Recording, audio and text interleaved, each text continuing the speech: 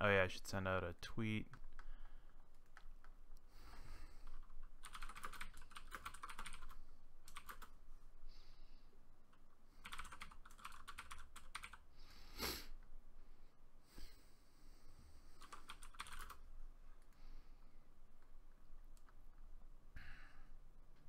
Who's sending me messages?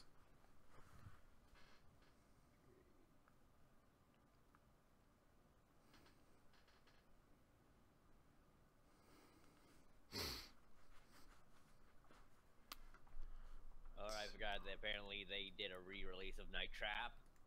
Oh yeah. They had a couple of Kickstarters though, were of varying levels of success, and I think everybody was surprised that it actually happened. Hey, you don't need to do much. Like, I assume that it's just giving it a somewhat modern UI, and like high-resing the graphics or something, like the footage, so it's not in, you know, incomplete Sega CD vision.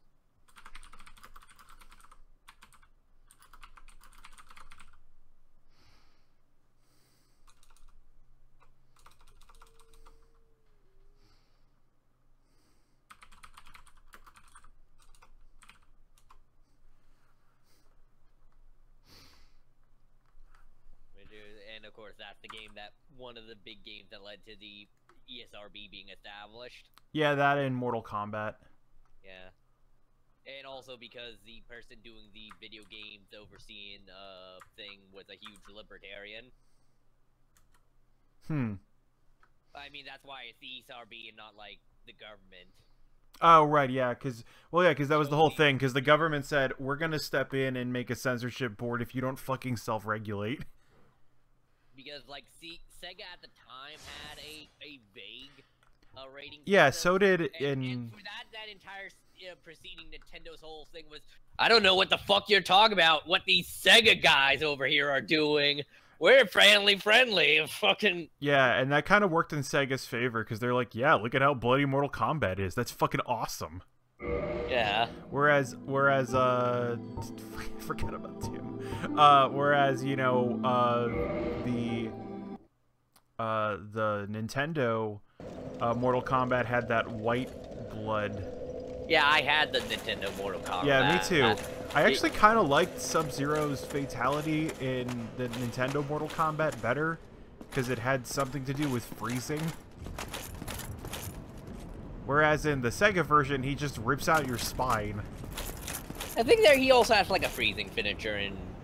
Well, they made him work that not in Mortal Kombat 1. He gets a bunch in 2, because... Yeah. And they're all a lot bloodier. Yeah, because they decide, hey, I need this to turn is on the reason DSCM. why people are playing these games. Yeah. Let's see. Where's DSCM? I need to turn that shit on. There we go. DSCM.exe. I'm actually surprised I was able to find the Silkstone.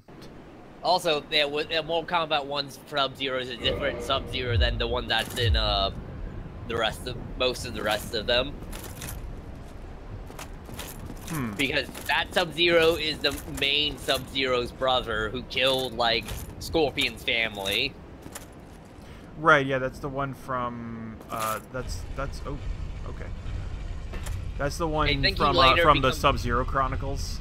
Yeah. Or Sub-Zero, yeah, it's the was it called the Sub-Zero Chronicles, or was it, I think it was MK Mythology Sub-Zero or something? Yeah, and also I think the first Sub-Zero becomes Nuke Sabot.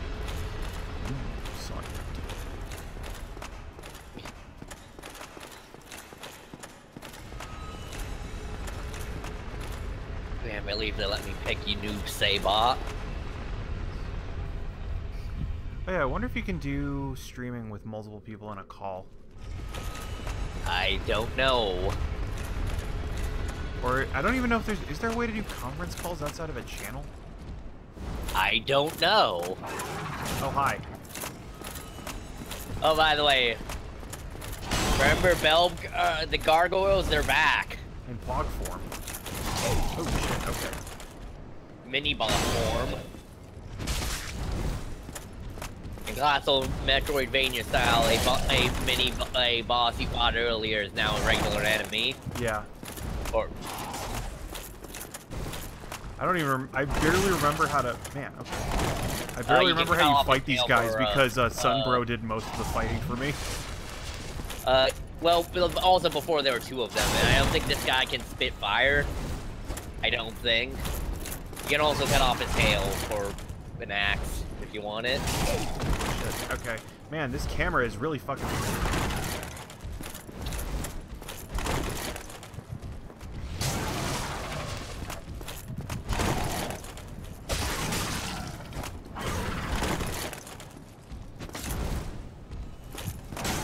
Okay. Oh, the Cuphead has recently been dethroned from #1 top selling on Steam. Wait, what got dethroned? Cuphead. Yeah. What took #1? A Hat in Time. Oh yeah, that's fair. That makes sense. Good though, Cuphead made a lot of money given that all the production team had to go through to make it. Yeah. Yeah. Hopefully it came out on the other side fairly profitable. Yeah. Man, people are... Okay. Yeah, if you... The speedrun board for Cuphead already has, like 8 different submissions per category. Yeah. And it's already... On simple... The simple mode, all bosses, is already sub 30 minutes. Yeah, I know, Smite's doing, trying to do the speed run. He's doing a low percent speed run, which there's not even a category for that on speedrun.com yet. Well, if you're the first, you get to make the category. Maybe. I think you'd have to ask the judges to do it. Judges? Because there's on speedrun.com there's moderators that arbitrate. No, I was making a joke on like how whenever something weird happens in Magic the Gathering, you usually go judges. Okay. Yeah, Dark Souls. Hey, what's up, Yaddle? What's up, Max? God, okay. Fucking stop. Man, I don't remember it having these moves, but then again, Solar did all the fighting for me. Also, yeah, it's not shooting. It's not shooting fire, it's just doing this move that I can't fucking, like, understand. I think I'm getting to the point of being able to understand it, but man, it really fucks with my camera.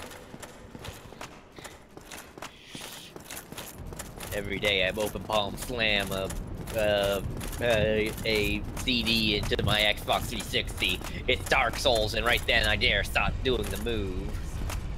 Not many can say it. They've escaped from Anor Lando, but I can. No, escape from Undead Asylum, Matt. You're going to Anor Lando. Yeah, and I'm gonna escape it.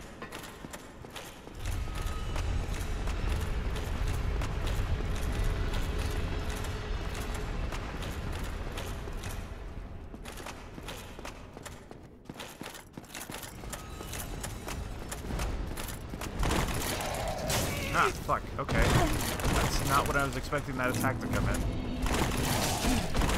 Oh, you got your thing back. Yeah. I forget if these guys respawn or not. Probably. But they're just regular dudes. Well, I mean, there's also, like, stuff like the pig. They might be, like, a pig tier boss. Like, they don't have, like, a health bar or anything, but, like, once you kill them, they go away. According to Max, they do. Oh, okay. That's a move he hasn't done before. Try fire. Oh, okay. Wait, why is the fire spread out? Fuck. Right. Because you weren't wielding it. I guess. You have to wield your flame hand to use fire, remember? Yeah, let me see. Is that in my... Why do I only have my... Okay, there we go.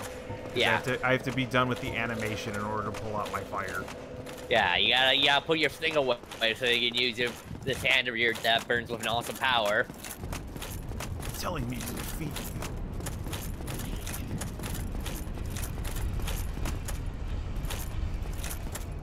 By the way, did you see that? Speaking of anime, did you see that thing I posted in the vids? thing of like that one. I don't know what that Dark Future posted. That guy, like that anime guy, just going on and on about potatoes. Maybe you say that sounds familiar, but I don't remember the content of it that well. It's like this cat girl maid and like this anime lady, and then this guy they just keep talking about potatoes. Like he's calling his friends to talk about how potatoes got to Japan and shit. Oh yeah, the potatoes came to Japan through Brazil or whatever. That was like that English it was book? From Indonesia, Jakarta. Oh yeah. And I think he also mentions that in the anime clip too. Like, look at this potato masher. It's German. And like weighing the pros and cons to raising yams and beef potatoes.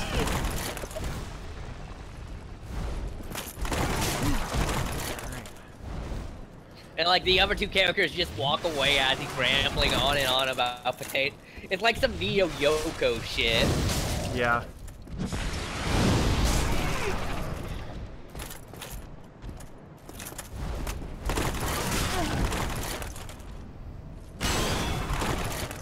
Thank God for iframes will sit down.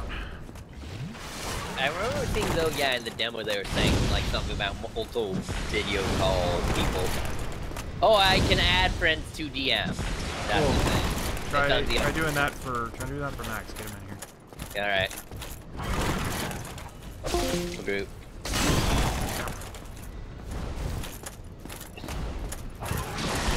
Oh, he can shoot lightning. Okay. I didn't know you could do that. Also, your screen is giving me the swirls now. Yeah, it's just giving me your thing. Hold on. I think I have to re-share or something. Yeah. Stop sharing your screen. It probably freaked out because it changed. It's still new. Yeah.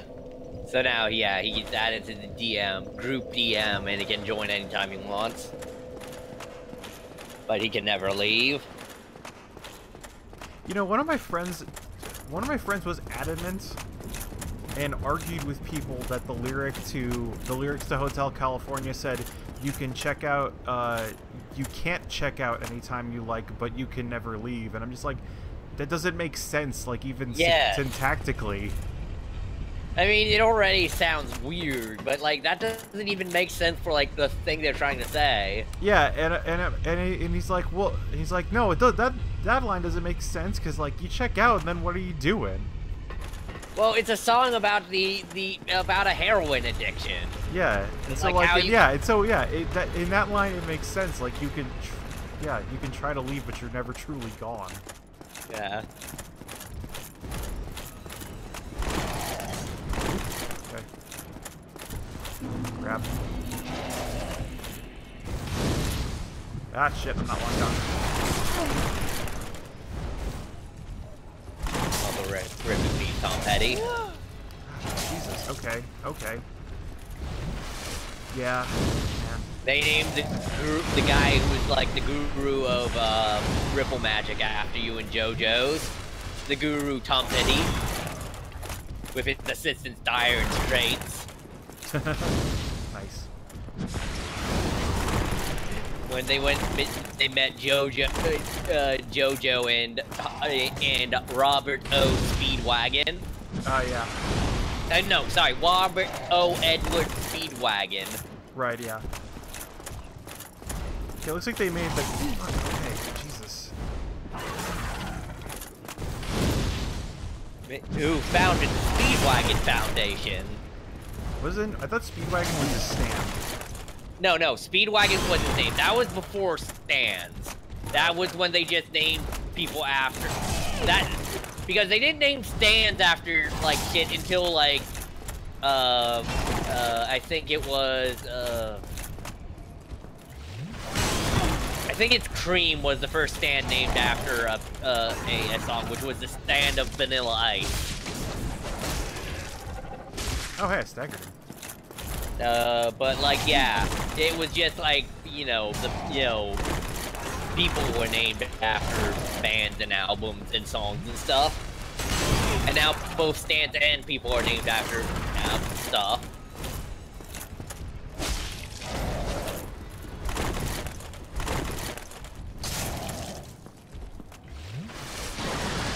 God, okay. Like President Funny Valentine and his stand, Dirty Deep Thunder Chief. Or the, what, is that also the one that got changed to, what is it? File deeds done at a reasonable price? Or whatever? Okay, they just say D4C, but as a joke, one of the moves in the game is Filthy Axe done at a reasonable price. Nice. Yeah, And I remember. Okay, yeah. Now, they just comment, what does D4C stand for?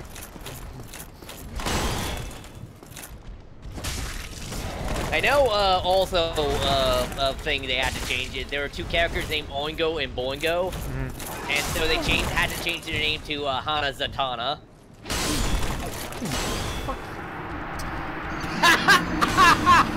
why does this keep having new attacks?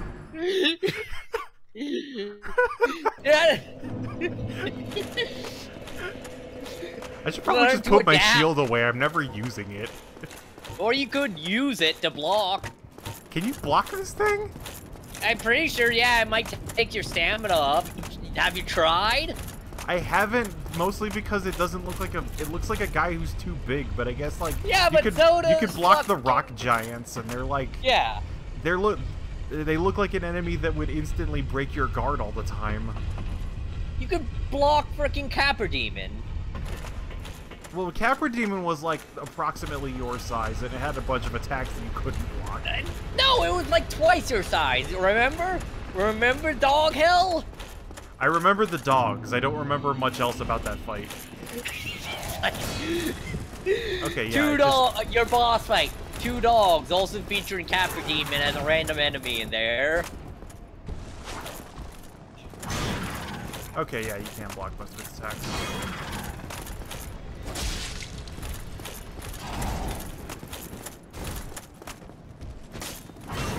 Like, yeah, the thing they did before was, like, spit fire, which you can't block fire.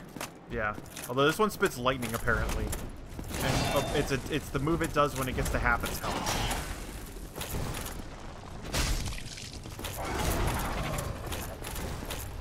Alright, so yeah, you have this area, you can also, you know, if this guy's too tough for you, you can go, like, explore places you've been, like, go into, like, the, skeleton zone. Or go to the Valley of Drakes, or go to Ghost Zone. Do I have a... I don't think I have a way to fight the skeletons or the drakes, right? Or not the and you haven't actually... You didn't spend much time in the Valley of Drakes. Is that the place where you fight the Hydra? No, that was a different place. That was under, like, the base of the garden.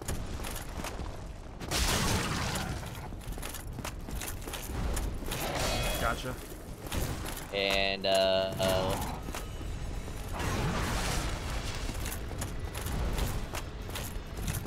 also, apparently they added categories to the chats. Yeah, I added a bunch of categories to our channel. Yeah. Now we have admin and admin. Oh, I wasn't supposed to say that. Those are secrets.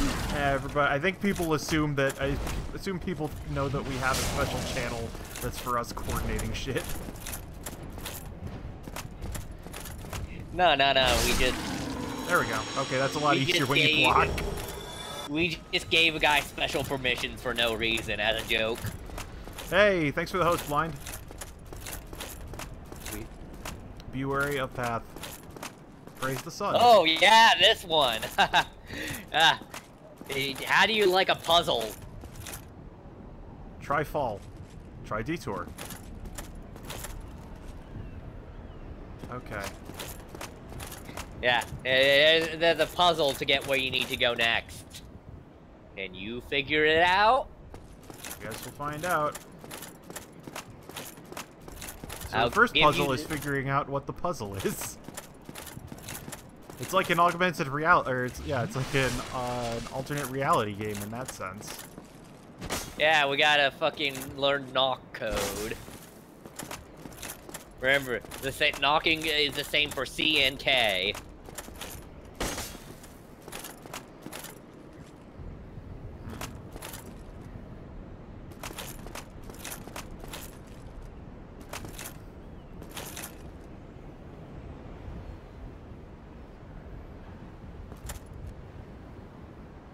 Alright, here's saying it's not that way. Falling is not the answer. Yeah, I think anytime I see try jumping or try falling, I figure it's not that way. Although there are places where it looks like I could jump. Oh hey, there's a thing.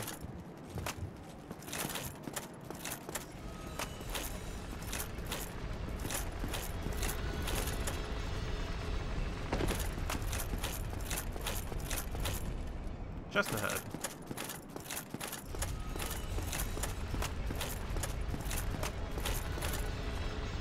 Happiness. And the chain is going down. Sweet.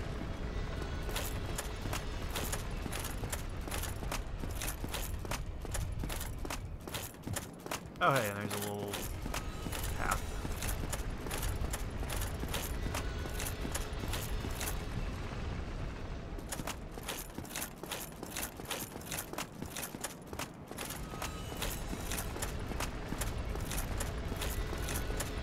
Okay. Don't even need to fall, you can just walk down there.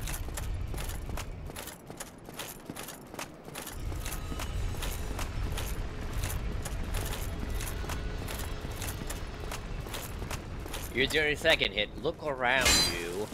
Look around. Just look around.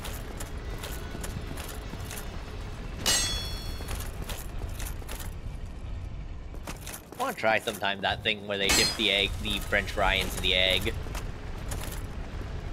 after boiling it in 1,000-degree water. I've never seen it done with French fries. It's normally like toast. Like a good runny dip in egg.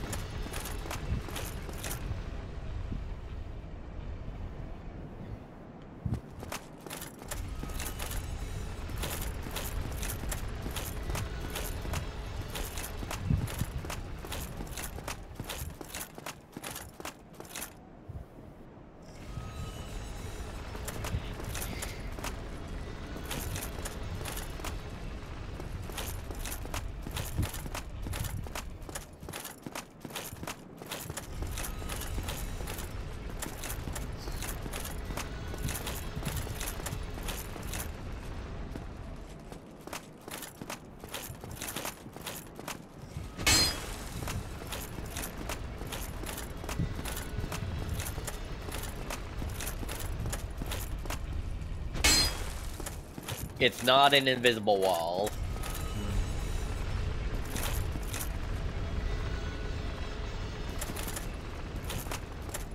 There's no ladders. I am hearing like a general metal grinding sound. I'm not sure where that's coming from.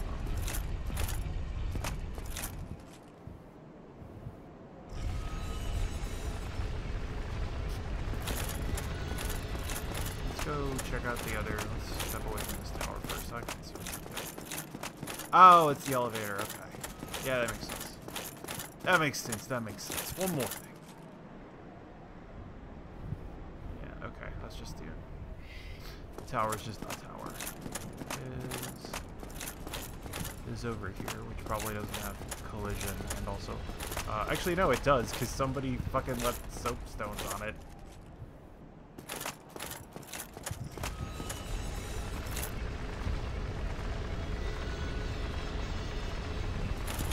I'm not sure if that's the intended path, though, or if there's a way back from that.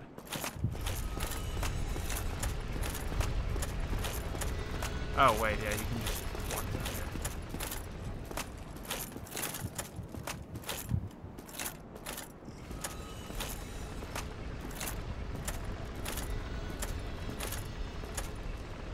Path ahead. Waiting for there to just be a skeleton that just shoots me from where I can't see anything and knocks me off the edge.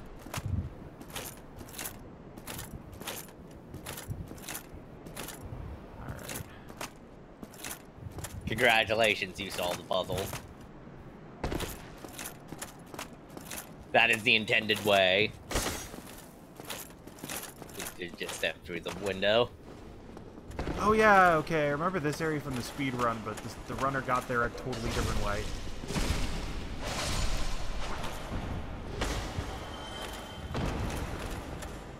Oh, and there's a thing.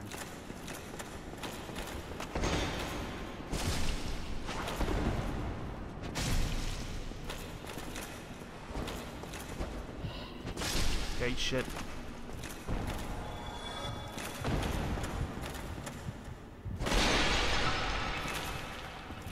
Oh, right, you have to run around on the rafters and shit. My god, it's staying up there in the rafters!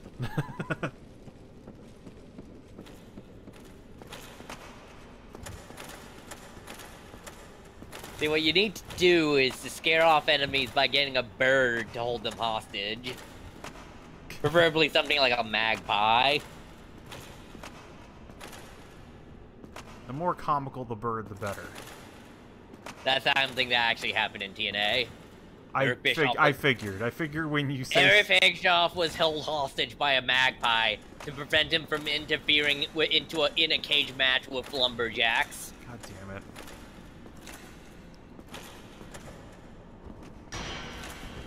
Okay, so this guy... Also, you see that, that one wrestling thing I linked you? Which one? The video. Was that the next, what was that? The next NWO thing?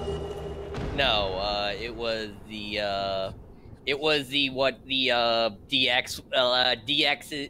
DX's like campaign against. Oh yeah, the new DX, right?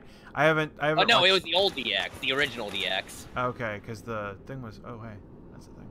Because the video, I thought the video was called the new DX. No, it's called the other DX Invasion. Oh, that's right. That's why I'm thinking it was called the new DX. Because, yeah, there was a famous one where they go to an arena where they're holding WCW, and then apparently they go to a, go to where the internal offices, and then they fake skywriting WCW sucks in the air. Nice.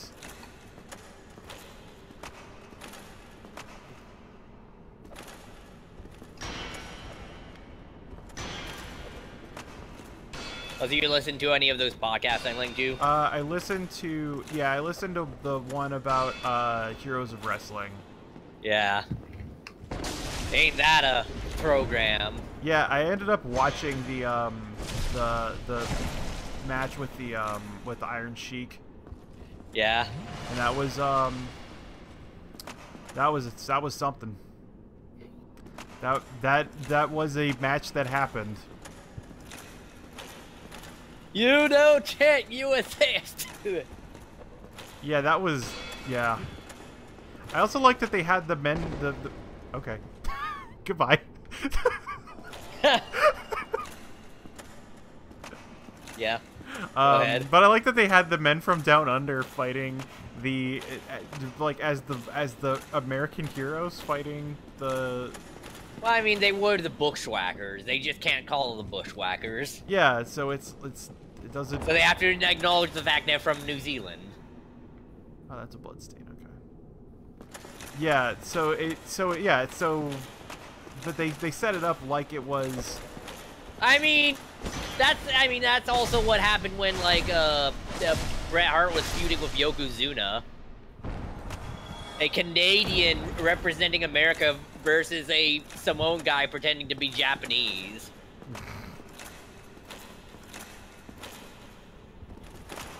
And people would chant USA in his matches against Yokozuna. Yeah. And then Bret Hart became the bad guy because he was from Canada. Yeah. I like that's my favorite thing is like listening to Bret Hart's promos where he's supposed to be, he's talking about how bad America is and like all of honestly the very real things like yeah, Canada has, we've got way better healthcare, and it's like, yeah, they do.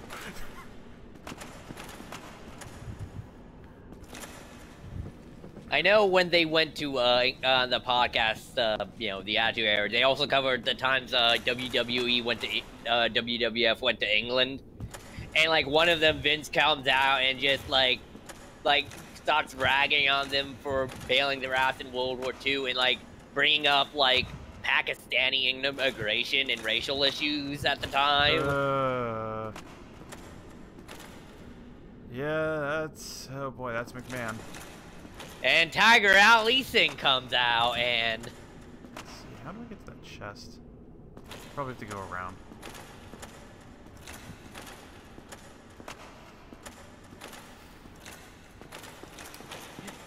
I did actually finally end up watching the No Mercy event and saw Cesaro get his fucking teeth busted in.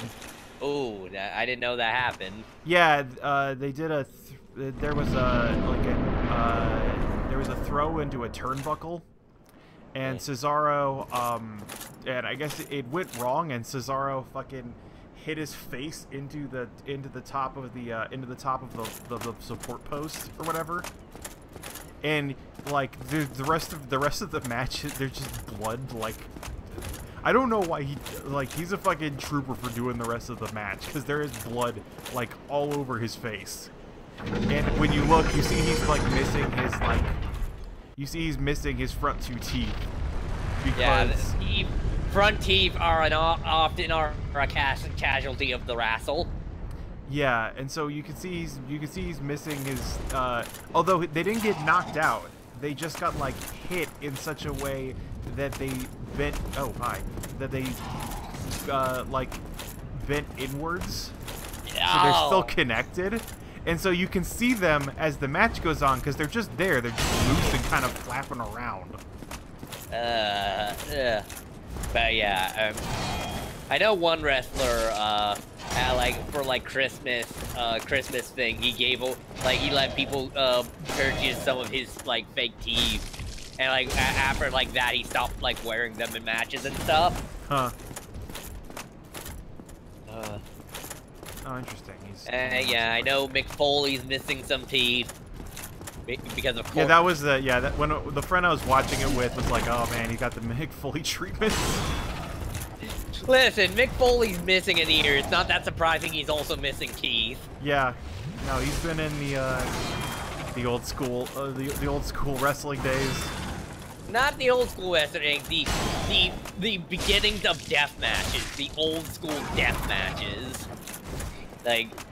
Where you know, you're in Japan and there's barbed wire everywhere and C4 and let's see, and I know Rob Van Dam once kicked you know, his thing is he does kicks. He once kicked some guy's teeth right out of his face once. And I know Jeff got his teeth broken. Oh jeez. Recently. I don't know if they were pre-broken, the fakes got broken, or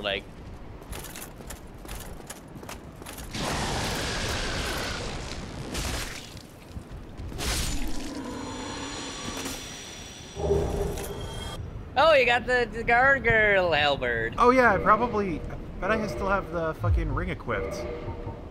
Yeah, I've got the covetous serpent ring. That's why I'm getting all these drops.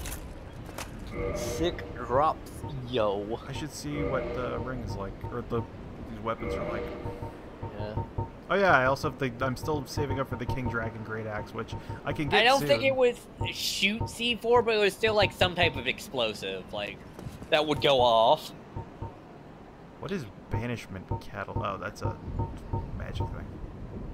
Gargoyle's halberd. Yeah. It is worse than my halberd +5, but that's well, you because can my see halberd what, is +5. with. Yeah, you also see what you can see what its stats and see what it scales with and stuff. Yeah. Yeah, let's see.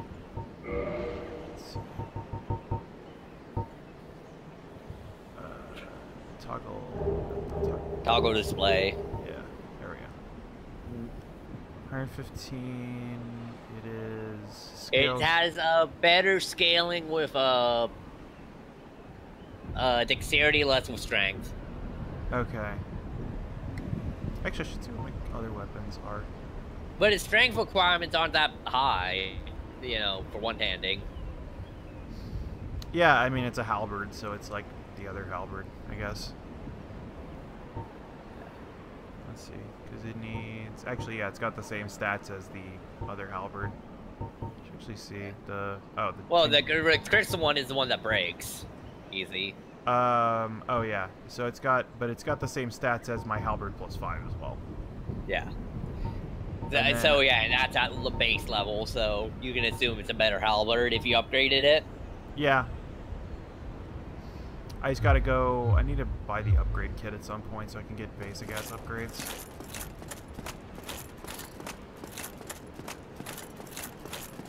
Soft slam from Boris Yalkov. What was the Russian wrestler's name in that match? Shit, oh man, I can't remember. I can only remember the Iron Sheik because he's one I'm familiar with. I could remember Iron Sheik and also the Bushwhackers in there. Yeah.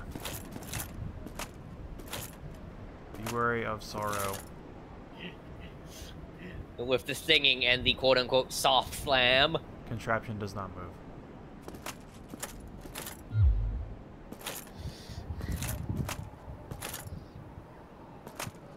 Oh, now we're at the bottom. Amazing armor ahead.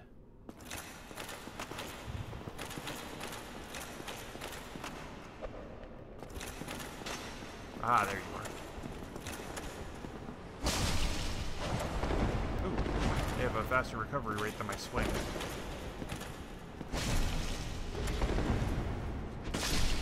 Yeah, they're all like ninjas. Temple ninjas. Some type of temple guard. I hope you have medallions of life. Watch out for the ones that hide. The ones that what? The ones of the hidden temple joke. Oh, okay. Whenever Oh, yeah, they're the in the temple. forest, Oh, yeah, the temple guardians. Yeah. Yeah. And the temple guardians were bullshit. I mean, yes. It was a bullshit game. That you had to play after only eating pizza for like 24 hours. Yeah, I like that John Boyce, for some reason, did a breakdown of Legends of the Hidden Temple. He did? I did not know that. I think it was John Boyce. It was something on SB Nation. I mean, yeah, if it's got like a bunch of math, it's probably Boyce. Yeah, Yaddle, the name that came up on the sword was Painted Temple Guardian, I think. Or Painted Guardian or something like that. I know, like, the Silver Snakes won the most, and there was a team that was notorious for losing all the time. I'm pretty sure one kid got disqualified because one of the temple guard jumped him and he had a sword or something, so he tried to swing the sword at the temple guard. Yeah, fuck that kid. Yeah, fuck being scared by these strange men who are trying to grab you. Fuck that, fuck using strategy. Okay. Oh no, you don't fucking use your... Get out of my face. Shit. Alright, well.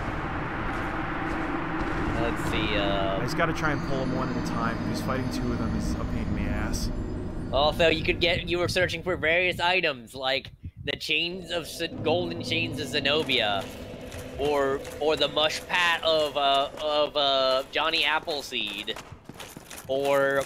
And you were Or trying the gavel of some asshole judge from the Wild West who had a bear. I just remember that like the rooms in the temple were named like the Chamber of Sorrow and stuff like that. Yeah, and then of course the most precious thing Charles Lindenberg ever lost is weather map. Oh, I thought you were gonna say his baby. I mean, yes, that's the joke you would.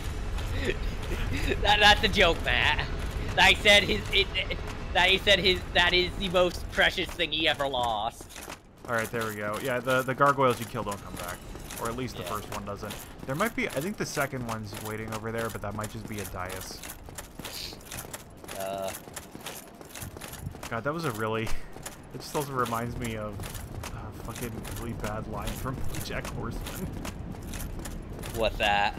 So this one of the characters comes in to see her OBGYN, and she's pregnant, and she's asking how the baby is. It's like, all right, well, like Charles Lindbergh, you can do two things: you can fly a plane or lose a baby. And today, you're not flying a plane. Jesus. Yeah, it was so bad.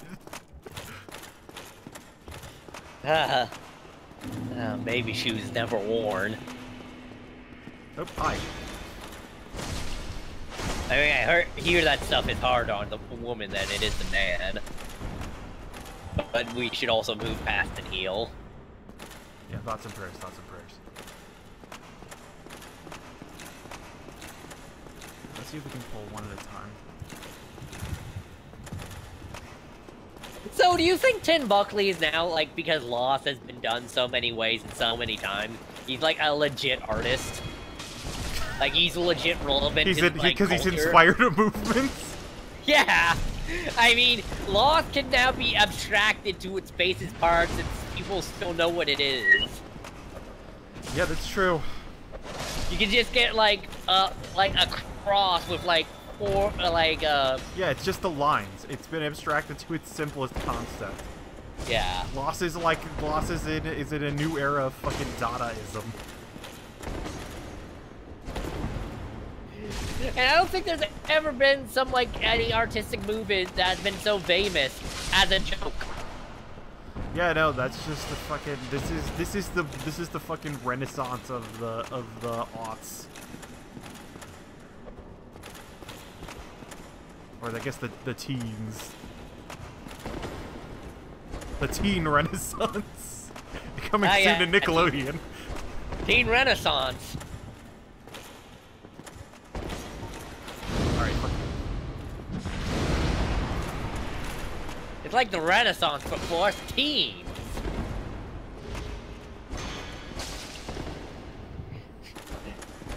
Email us at Teen Renaissance. No, teengoogle.com/renaissance. Teengoogle.com is already used by another site. Yeah, that's it. I like that actually. Like that used to be. They used to just redirect to my brother, and me, and now it redirects to Justin's wife's podcast. Yeah, where there are actual teens involved. Yeah.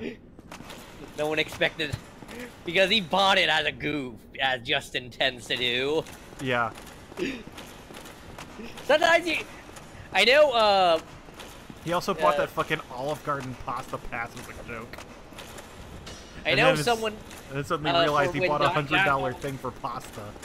Like, a Giant Bomb was doing some, like, one of the raids in Destiny 2, and that ended up someone registering a website to redirect to him. I think it's like dogbottom.com. Yeah, that's a very Giant Bomb thing. Ryan Davis had like a handful of domain names. No, I think someone did that on their behalf while they were still in raid. Yeah. They were... Well, also, another relating to the raid, and also Justin McElroy. During the raid, Justin said, "I'm proud of you for making this far and not giving up. I'm here to tell you to please give up." I think I remember that. I never watched that raid, but I think it was in a Best of Giant Bomb compilation. It's like fucking 14 hours long, so... Yeah. Hi. Come at me, bro. I believe one of the groups in that game is called Future War Cult. Yeah, it's great.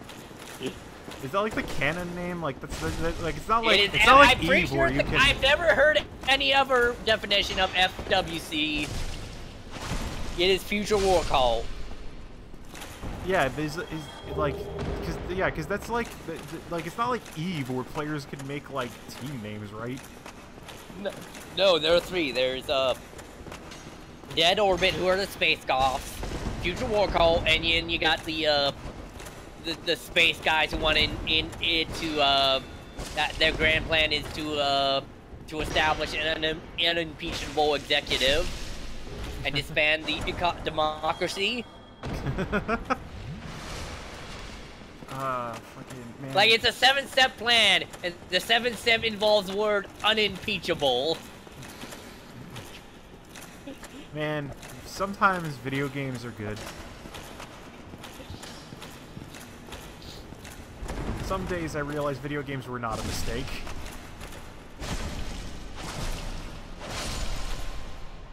Yeah, he hit stun, bitch. So it's weird now that the Nintendo Switch is taking up the space that was previously occupied by the Vita. If the Vita needed any more things to be a nail in its coffin. I didn't know the Vita was still relevant in any way. Well, it used to have, like, Danganronpa and a bunch of indie games you couldn't find anywhere else. Ah, yes, and, exclusivity. Like, yeah, and then Danganronpa came on Steam, and, like, a bunch of those visual novels came on Steam. And now Nintendo, the Switch is now getting, like, the farm game and a bunch of other indie games. Nice. Check out this Black Island set.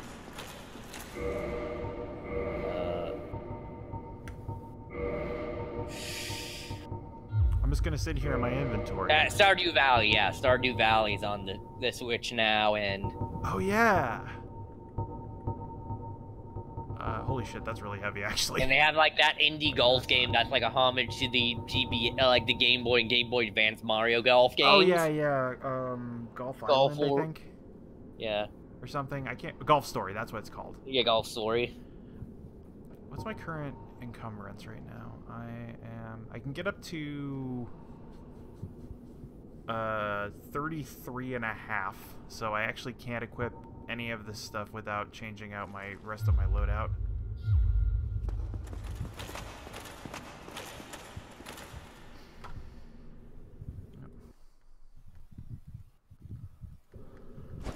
Alright.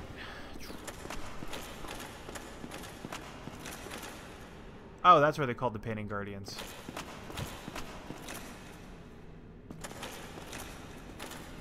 Read the lore on the... Oh, yeah, lore. I gotta respect the lore, sorry. Yeah. I'm sorry, I did not respect the lore. Press F to respect lore. Knight known for his blacks... Oh! Tarkus! Oh, Tarkus. I guess that's why he was a fucking ass kicker. Oh yeah, it's only the helm. Listen, you're drawing those spirits from beyond time and space. Some of them are already dead. So ended the reign of Black Iron Tarkus the Great, having fallen off some rafters. Oh, it's fucking true though. What is my elite knight armor right now? What's the weight of that? 11.7. Yeah, I can't equip any of the... If I remove my leggings and replace them with something else, I could probably equip this without going into fatty roll.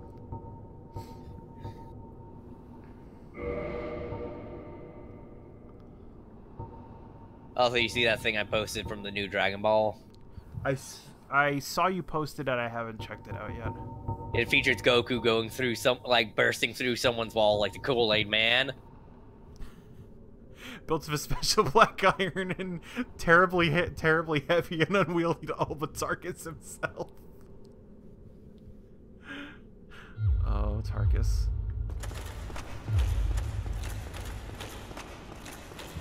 Wait, is that all down here? Yeah. I should figure out how to get to that chest on the other side. Pure calcified bone-hurting juice made this armor.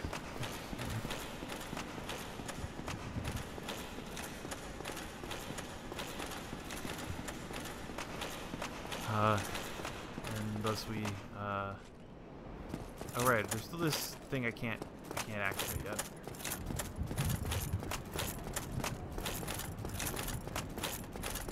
Oh, I've got to, like, flip the lever and stuff to move the stairway around. That's the whole thing of this, right? I remember that. So they can keep pushing it, and that connects the stairwell to different places. I can't think that was just, like, that stairwell just connects you to, like, makes it a shortcut so you don't have to go up the fucking ramp again. Yeah, let me see. I wonder if I can push the thing again. Because I know you can evade people and troll them by pushing it back up.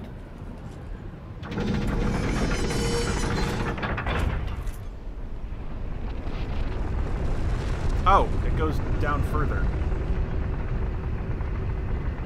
Huh.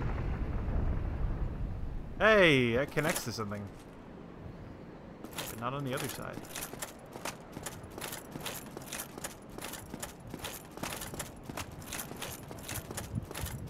What do we got here? Try... Fucking stop. Alright, I get it. Try jumping. Use tongue butthole. Lol. Oh, I get it. This lever brings the stairs to you, I think. Yeah. That's why it doesn't do anything when I have already done shit. Wait, what? Oh, okay. Instead of going down the stairs, I can just bring the stairs to me. I wonder what's down the stairs now. I wonder. Yeah, let's check it out.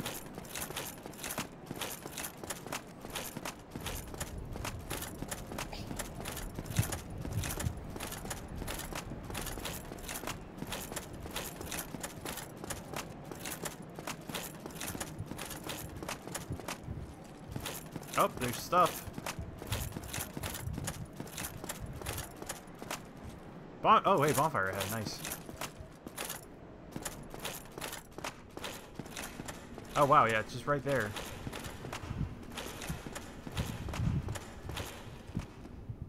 And I got all this liquid humanity. Man, it's fucking lit, fam. Let's see. I don't think it's... No, it's not Kindle, because it didn't give me my Estus back. Yeah, so yeah, you gotta reverse your hollow and then Kindle. Good thing I picked up just extra humanity there.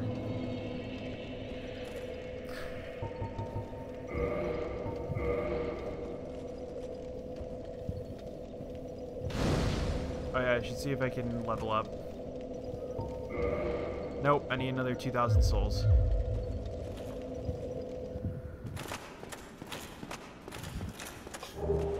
Ring of the Sun's Firstborn. Check that lore. I gotta, yeah, I'm respecting the lore, okay? Lord Gwyn's firstborn, who inherited the sunlight, once wore this ring, boosts the strength of miracles. Lord Gwyn's firstborn was a god of war, but his foolishness led to the loss of annals and rescinding of deific status. Even today, his name is not known. Oh, which is why. So yeah, if you use miracles. Yeah, I don't have any fucking miracles though. I'm gonna get 2,000 more souls before I try and get that chest. Actually, I think I have some. I think I've got some hard souls I can pop.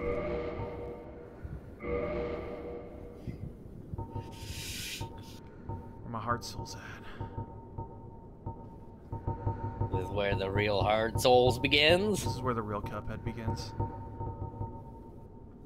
Let's see. This is where the real alien soldier begins. Soul of a brave warrior. I think these are the big ones, right?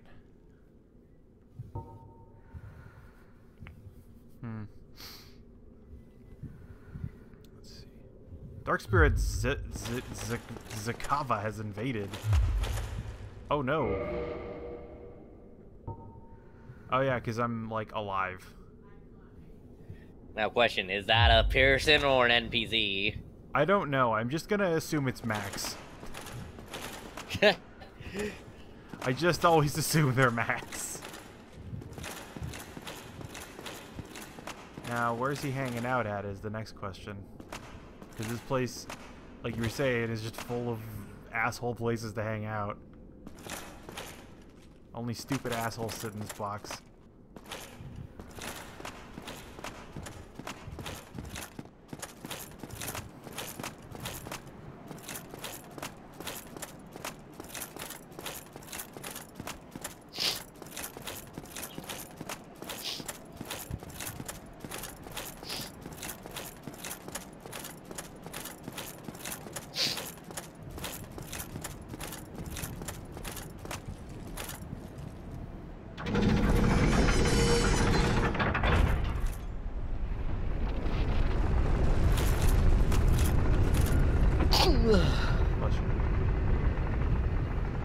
Oh, hey, there's white light?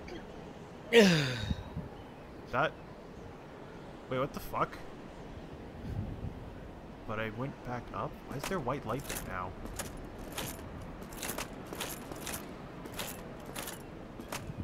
Maybe because someone invaded? Maybe? Oh, hey, there's another thing on the other side of the thing.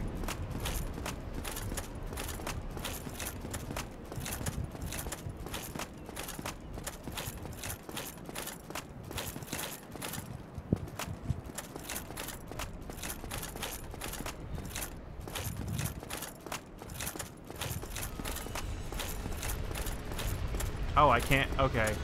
I can't traverse the white light the other way. Yeah. So I guess I'm just like kind of stuck here for a bit until I fight this invader. Wherever the fuck he is. Yeah, I think they might spawn up in the raptors. Weird. So look out for someone new jack diving on you. I don't want to get mass transited. Just look out for like the faint natural born killers playing in the distance. That song will be my nightmare. What are all these messages? Good luck. Oh, okay, this is something like a boss fight. Try dashing through. Try fleeing.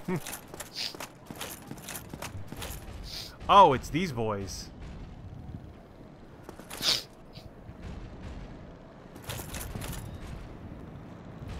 And it's apparently not possible to aggro just one.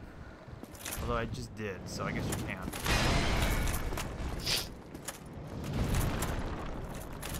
Just gotta get him to come down the stairs and also hope that whoever's in here just doesn't fucking own me while I'm not looking at them. Ow. Or that doesn't happen. No, they're still in the raptors waiting for you. Don't worry. They ain't gonna come down here. He's gonna wait for me to go get that chest.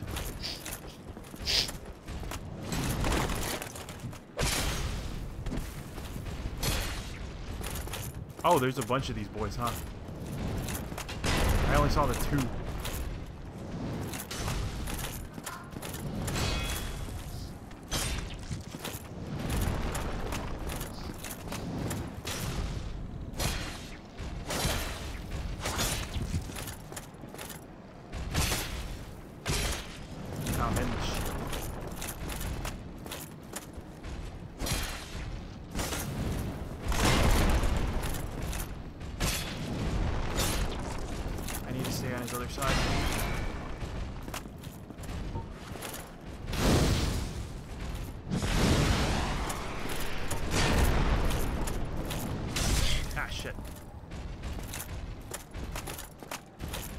Although I don't think they can use Estus.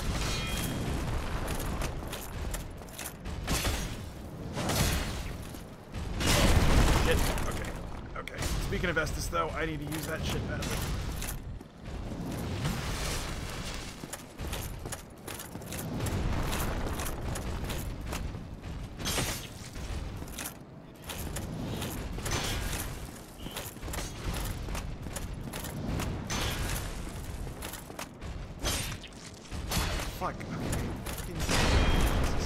Okay, so why is it called a Renaissance Fair, but everyone's dressed up like it's late medieval times?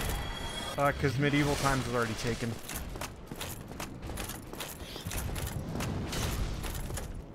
Well, why isn't it just medieval fair, then?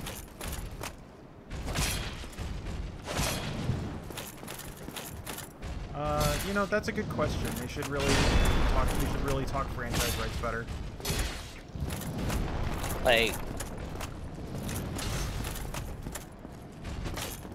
Like, were they starting in the Ren Fair when that was, like, old? Kind of like how Wild West show started right after the Wild West. Are you suggesting the Renaissance fairs are as old as the or as old as the concept of the Renaissance? Yes. Or as old as the end of the Renaissance, I guess? No, like, it was during the Renaissance they dressed, oh, remember the late medieval period? There was a romanticism for the the Dark Ages. I mean, yeah, because the Renaissance is when, like, guns happened, and there weren't any knights anymore, and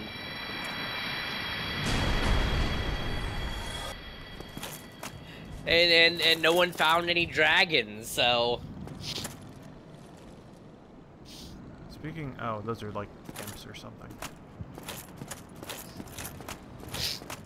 Well, I've got enough that I could level up my strength now, but there's this fucking invader that's keeping me from using my bonfire. Like I said, he might be up in the rafters. Yeah, he's trying to make me fight him on his terms.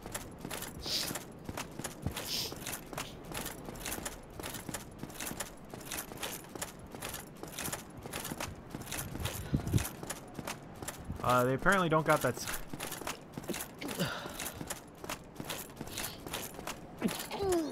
Yeah, I've got a feeling this is a troll level invader, but I don't know to what degree. Oops. Well, I'm going to the rafters, I guess. I forgot which way turning this did things.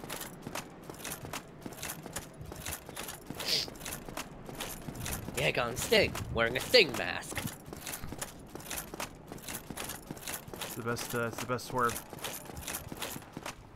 Yep, there he is. Oh wait, no, those are the painted guardians. The painting guardians. No, those aren't painted guardians. Those are maybe they are painting guardians. Yeah, they're painted guardians. All right. I confuse those guys with the chandeliers.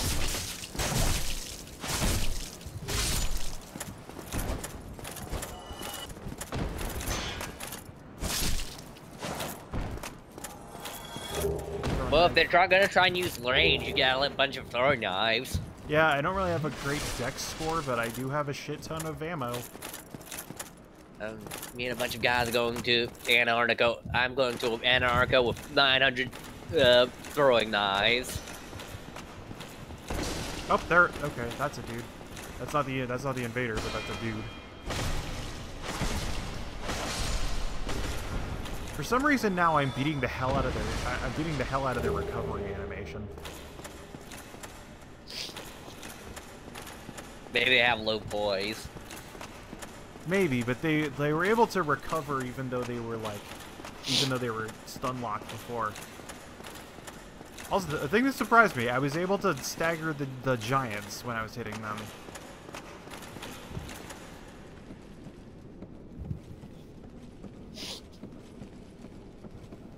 See if the invader's hanging out up here. No, there's just more pain guardians.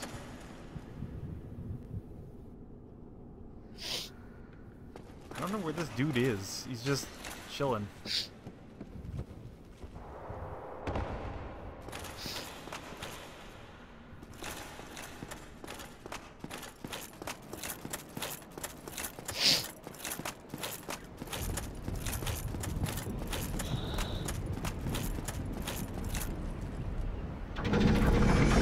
I think it tells you when an invader's left, right? Right. No, left.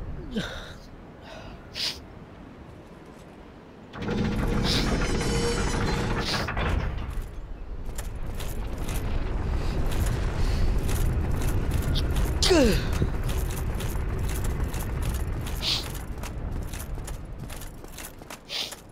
yeah, I should see if I can turn this one more crank. Nope, contraption does not move. You doing okay? Yeah.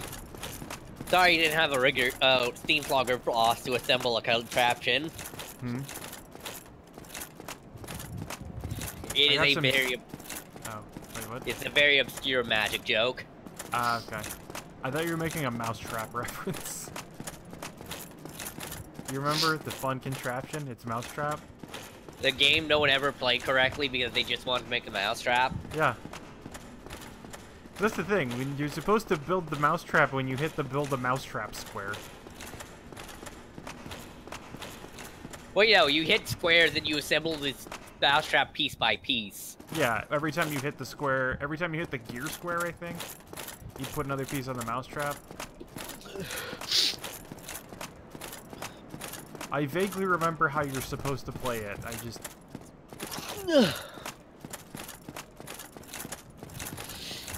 Let's see. I might just kill myself so that I can keep. Nah, moving. yeah, or you could make forward progress the other that way. That would past the giants.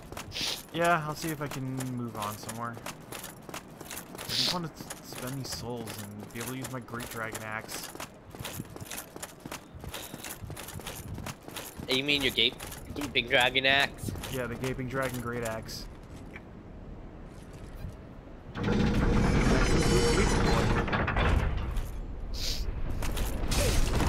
What the? That was weird. I wonder if it counted as the thing hitting me because I was moving and the physics was moving everything with me, or if there's somebody who's just attacking me from a distance.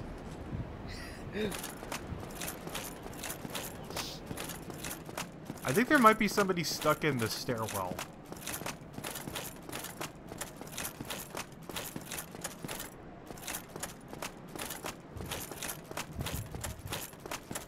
I'm also seeing some imp things. Yeah, imps. Like the things that brought you here. They're also enemies here.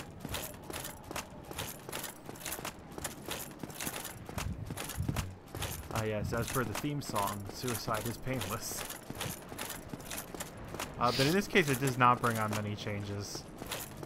And you can take it or leave it if you choose. Yeah, well, I mean, you can.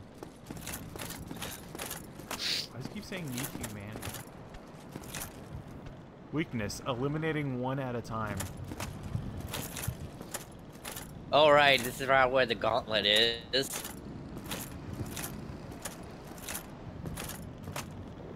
Oh, that's why it's saying need humanity. That sounds like basilisks. Oh, okay. It's just imps.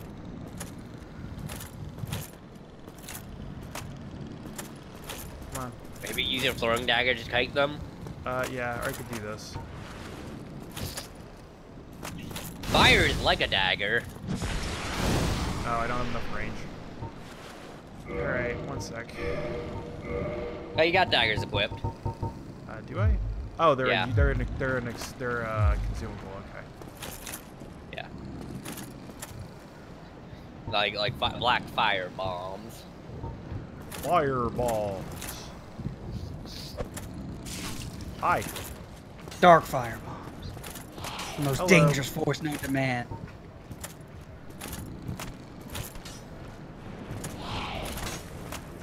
Hello. Hello. Hello. How are you? Hello? Is it me you're looking for? No, but I can No, see it in your eyes. no, it's not. Wow, these guys have some crazy. These guys have some crazy knockback. I'm sorry, I meant go. Hello? Is it me you're looking for? No, not that either, unfortunately. No, we're looking more at... Hello!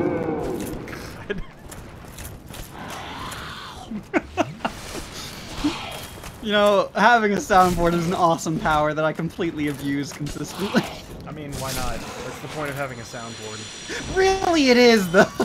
Like that one time you played Spanish Flea in the middle, like while we were waiting for something in our, someone in our, Oh, yeah.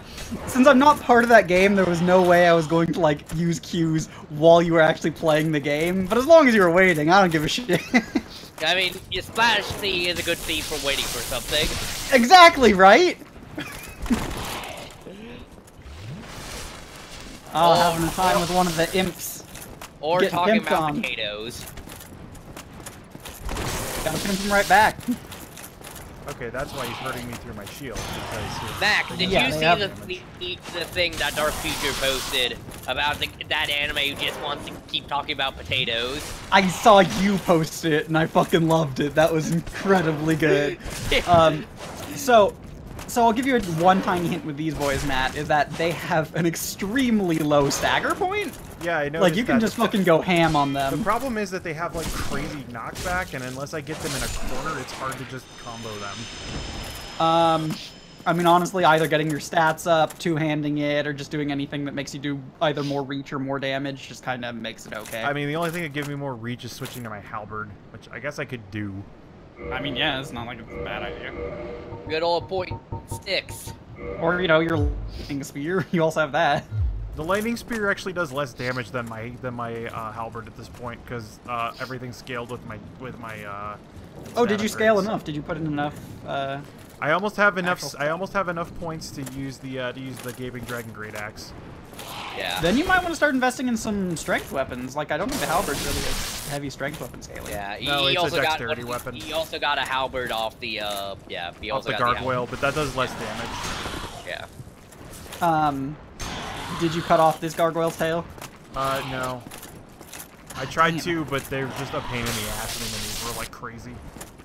Yeah, you gotta outsmart him. You gotta out crazy him. Gotta be crazy like a gargoyle. Fuck. This halberd's moving real slow now.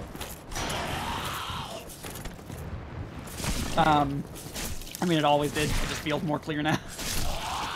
Yeah, I think because my great axe is so fast. Also, I'm out of Estus and I can't use a bonfire because somebody's invaded me and they're just hanging out.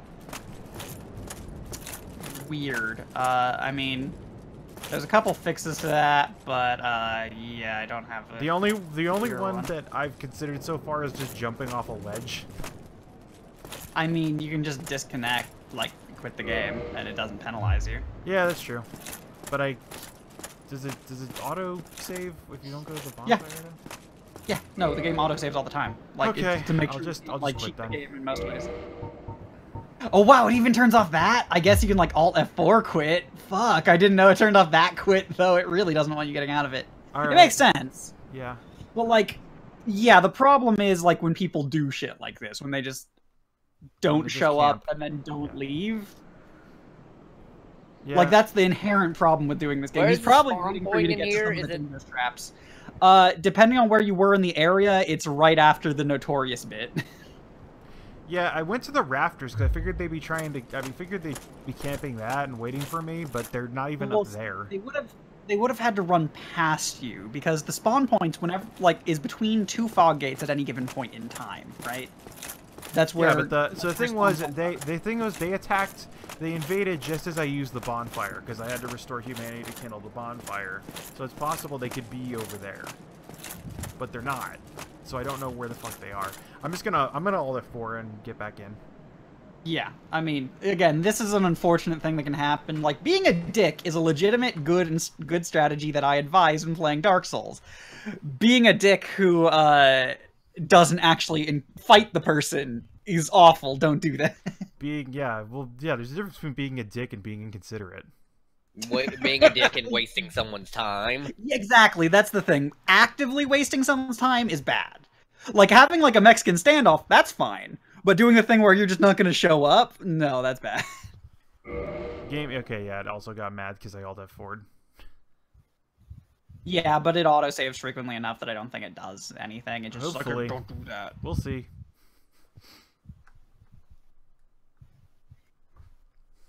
I mean, worst case, you're standing out in the middle of nowhere, and so, like, your soul, like, if it just killed you arbitrarily, your souls will be available to pick up, so you're fine.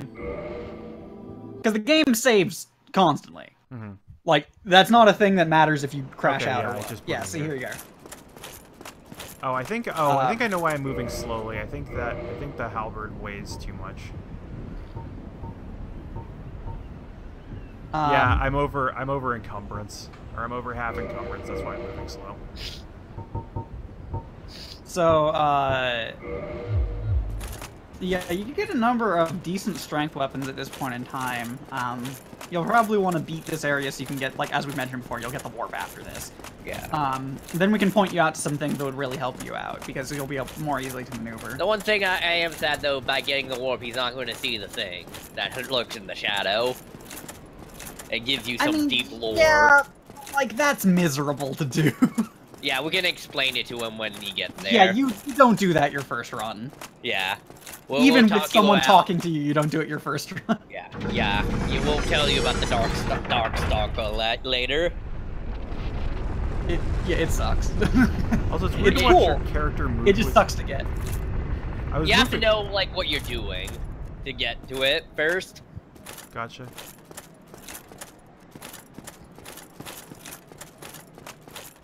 I think it might have been even designed for like something that you're not gonna get at your first playthrough. Oh, 100%. Dark Souls is built with a lot of those in mind. It's built with this sort of esoteric thing that you'll just encounter a lot of things that other people might not, and that's okay. Like, they don't do it in a harmful way that harms an experience. And I appreciate some of that, them because, do. like, they could have. Oh, wait, you're not talking about players. Oh, yeah, no. Players are assholes. But I'm meaning, like, the idea that your experience could just be, you know, Yeah, you like don't some people encounter might something not that have someone the else old did. witch's ring, and they might not, like, they might not even find the sister, What or is her, and if they what is do, they might Quaylog's not have. sister? Yeah, Is it, like, Quilina, I think? Quilly. I don't think the sister has a name. I think she does, I just don't remember what it is. Maybe she doesn't, I don't know, I'm checking. Yeah, because there are there's like 2 of her sisters who do have names, but she does not. Okay, this is still... It's still saying I don't have enough strength to wield this. Oh, no, you're right, she's just known as Quaylog's sister. Yeah, wait. Yeah, I wonder if I need to... How much strength do I need? I thought I needed 33 in order to... Oh, I think it's 35, isn't it? It's... so let's see. Because if you're another gonna two-hand half it, you again, need... So it's gonna be 34. Damn, alright. It doesn't round up, it rounds down. I just got up to 33, so I can't equip it yet. 30. Well, I mean, did you try equipping it and two-handing it to make sure Yeah, it didn't it's work? still got the X. Okay, yeah, so they only need 34. It was basically the gamble of him rounded up or rounded down. Yeah. I also got Tarkus's shit. Oh yeah, good stuff. Unfortunately, so I don't have gargoyle, enough endurance to carry it yet. So with the gargoyle equipment, I'd like to point out like a interesting trait held by the axes in particular that you don't I didn't have. check the lore on the. I didn't check the lore on the gargoyle. The helmet, yeah. Oh, do that. Yeah. Read your lore, Matt. Sorry, I didn't respect the lore enough. And after you read the lore, look at its stats for a moment. Helm of the Gargoyle, an enchanted creature. This bronze helm was for mere appearance's sake, as the gargoyle's skin is naturally hard. Little in the way of defense can be expected from it. So if you look at its stats for a moment here. 15, 15, 15, 15, 500. Well, I mean like the larger stat page. Toggle display ones. Press X. Press X once. Okay. Yeah. So you'll notice that like its general stats are like okay, but if you look at its status resistances, it has pretty notable poison and bleed resist, which is an interesting quality about it. Yeah, and some magic defense for whatever reason. Well, so you see that the gargoyle axes, additionally, for whatever odd reason, also have poison and bleed resist. They're the only like equipped weapons that I know of that give you increased resistances. So there was this ridiculous build that someone had specifically for invading Blighttown, where you would get 2 axes and then go wading through the poison swamp at people. Oh, I only have the gargoyle halberd. That's why. Yeah. The halberd actually has... Yeah, the halberd also has some damage reduction, but it's not as good. I mean, most weapons will have a little bit of damage reduction that they'll list there, which is different from the block resistances. with them. Yeah, so if you two-hand and you hold down the block button, you'll block with it like a shitty shield. Right. Like a frickin' Bloodborne shield. A little bit better than that, because it won't just shatter. It is not a complete joke. It is not inherently a joke, yes. Oh yeah, what do I need in order to get to my Man, next... look at this good chunky lady. Yeah, that was my point, was to make an enormous huge wife. I love her. All I want to do is see you turn into a giant woman, Matt. Also, in a joke that nobody understands, I named this thief Marie. Yeah, I don't know it. Because I named her after... So, in Breaking Bad, there's a DEA agent who's coming after Walter White, who's also his brother-in-law. Yeah, I know that part. Yeah, or like some... Yeah. What? Yeah, I know that part. So anyway, his wife is named Marie, and she's really into purple, and for some reason in Season 2, there's this very brief arc where she just starts shoplifting all the time. I've heard about that. And nobody understands why, and it was a very short arc because I think the writers realized that people were confused by it and hated it. Because it didn't make any fucking sense. I mean, it made some sense when I heard about the context, but it's not very much. Like it was something like she wanted some control back in her life. Or Basically, like, yeah. Like they, but the thing is, like the whole thing was like, oh, see, the whole thing that they were trying that season was like, see, anybody can break a little bad, and it's like, I guess. Yep, broke all the bad right out of her. Also, I was surprised I was able to actually stagger one of the giants here. Speaking of Prestige TV, have any of you watched the new season American Horror Show, where a woman gets revenge on her wife for voting for Jill Stein by starting a murder clown cult? No. What? Yeah, I've been watching Slow Beef's tweets about it. It's been something. It's been an emotional ride watching clowns jack off in the supermarket. Is it a clown sex cult? Basically. Why? Who wants that? Who asked Well, for you this? see, it's all Apparently it's all, voters. Yeah, yeah. This is all about like the 2016 election and the alt-right and stuff. The main villain goes on to r/red pill. God damn it. Yeah, like, I'm not ever gonna say that American Horror Story has been good, right? Like, there's been points where it's not been bad. It's done some interesting stuff, but I would never, like, go so far as to be like, yeah, this is a great show. I'm just like, it's passable at times and done some interesting things. This one, among people who like it, they generally think it's dumb. Yeah, I know Nick Nocturne, like, on his Twitter, like, what the fuck is going on here? What the hell? Yeah, the guy who loves fucking horror YouTube video series is mad at this TV show. How did I hit his shield? I'm just waiting for that. Oh, there it goes. It was a very side swing. Are you watching the side stream? I'm watching your one, but if you go into the PM, I'm streaming it like live on Discord. Yeah, live on. Wow, that's a lot more. Yeah, Discord. Discord finally gave it to the common man. Yeah, now as soon Oh yeah, as... did they spread it to everyone? I got it early and I have no idea why. I used it like twice. The update just went out, I think. Yeah. Yeah, I had it early, like I had it like a month ago, but I used it twice ever. I don't know. It's the same kind of logic that decided who got 280 characters. Well, if you use TweetDeck or something, you can like hack that open to make sure. They patched that because they're like, oh yeah, whoops, we shouldn't have made that a client side thing.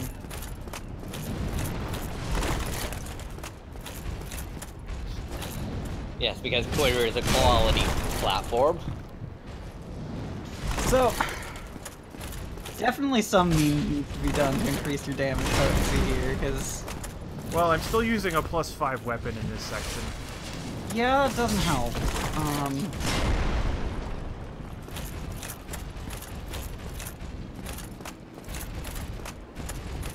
Like, I've collected some stuff that I could probably use to make things better. Ow, okay. I'm glad I could see that attack at all. I mean, to be fair, that was them basically positioning around each other. It wasn't. Okay, this is a question I feel I've asked before, but who's your favorite clown? Ah, jeez. Bozo? That's real hard. Way to be vanilla. What? I watched him as a kid. Okay, yeah, you might be one of the few people who actually did that. So. He was on at my babysitter's house. Mine's probably Krusty. I like Clown Man a lot. Okay. I'm Clown Man! Oh, yeah, that you and Dr. Wily. Wily fucking loved that precious child. I know, he's weirdly into Clown Man. I was like, yeah, Clown, but he built 2 other parts to have the spare parts for Clown Man. Yeah, let's see, there was at least, God, okay, I'm trying to remember which ones they were, because I remember there was mention of them, but... Yeah, he worked through multiple Clown Man faces. No, I think he built Clown Man and like bought all the extra parts he needed to build Clown Man. The rare robot he actually builds and doesn't steal. And he built 2 other robots out of the spare parts. No, sure, but my point is that, like, he basically must have had a lot of ideas and been like, no, this is the final one I'll go with. And it's like, well, I have all this extra shit on, and now I'm perfecting my good robot. Might as well make some shitty ones. I think, like, yeah, one was made out of, like, I think it was, like, it was, like, Frostman, and then, like, Aquaman was, like, the water guy was made out of a failed attempt to Made of the ice yeah, guy. exactly, made out of a malfunctioning ice gun. And he's just like, well, it shoots water still. Guess we'll use it.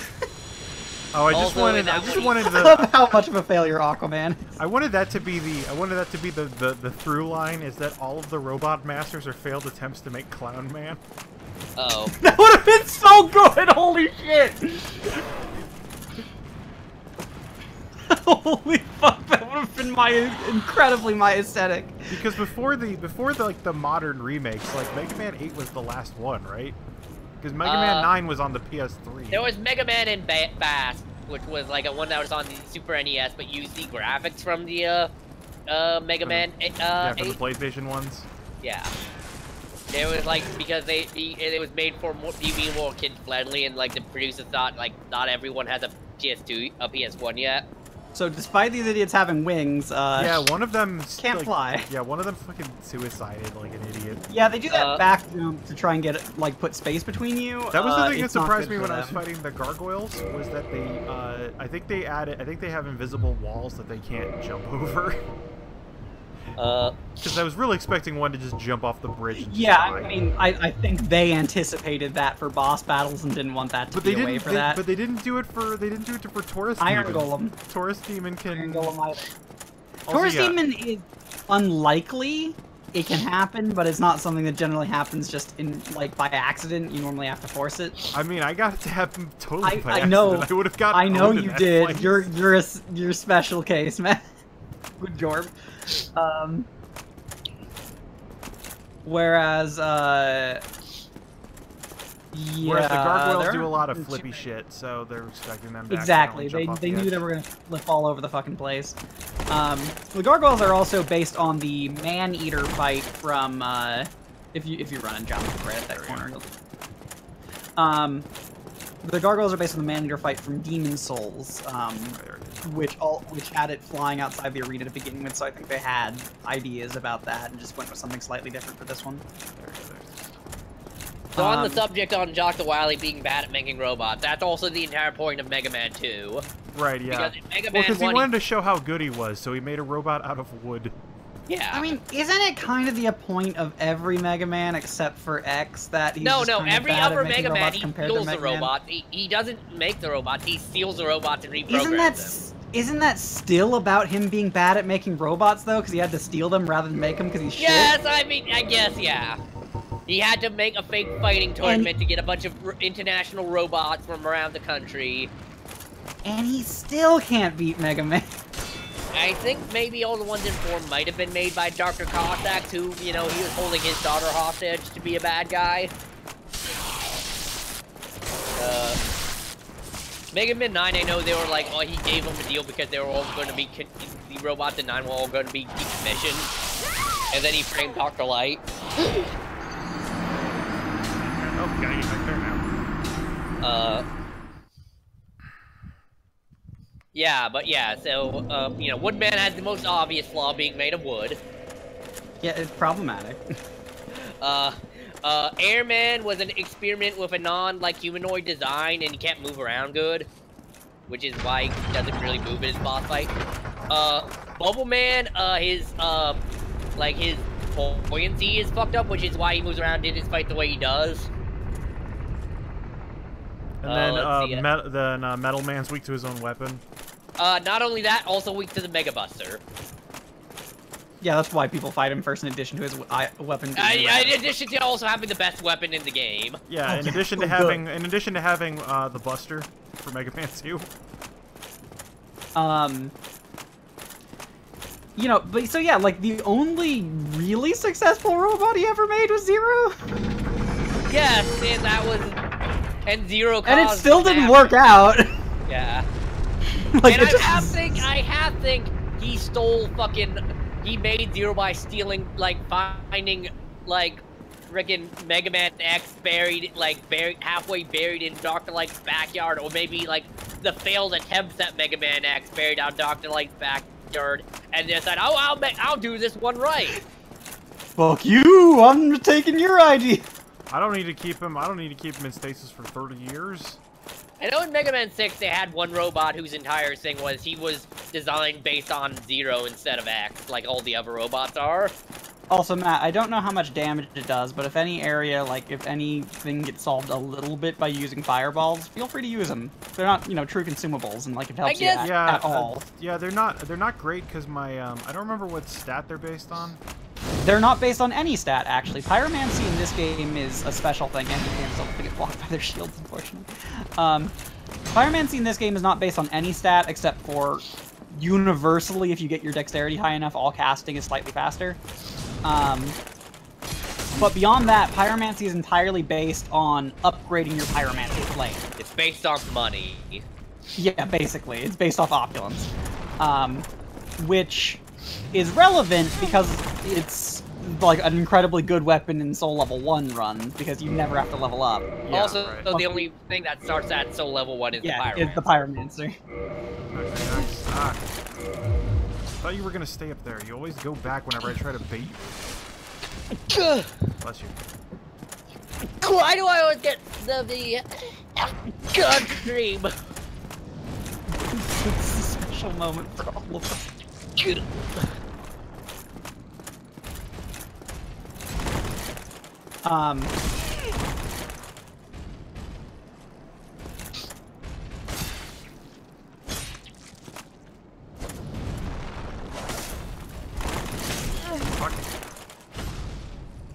Okay, fucking action cue, Jesus.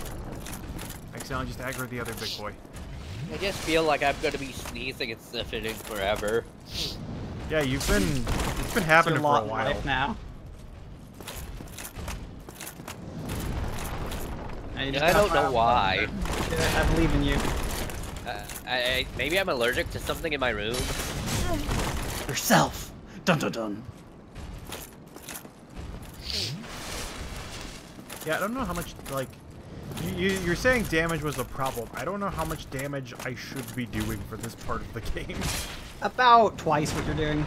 Okay, I don't know how I do more damage, because I don't understand anything about weapon upgrades. Better weapons and, yeah, better weapon upgrades. Believe me, I was not much better off when I got here at this point in time.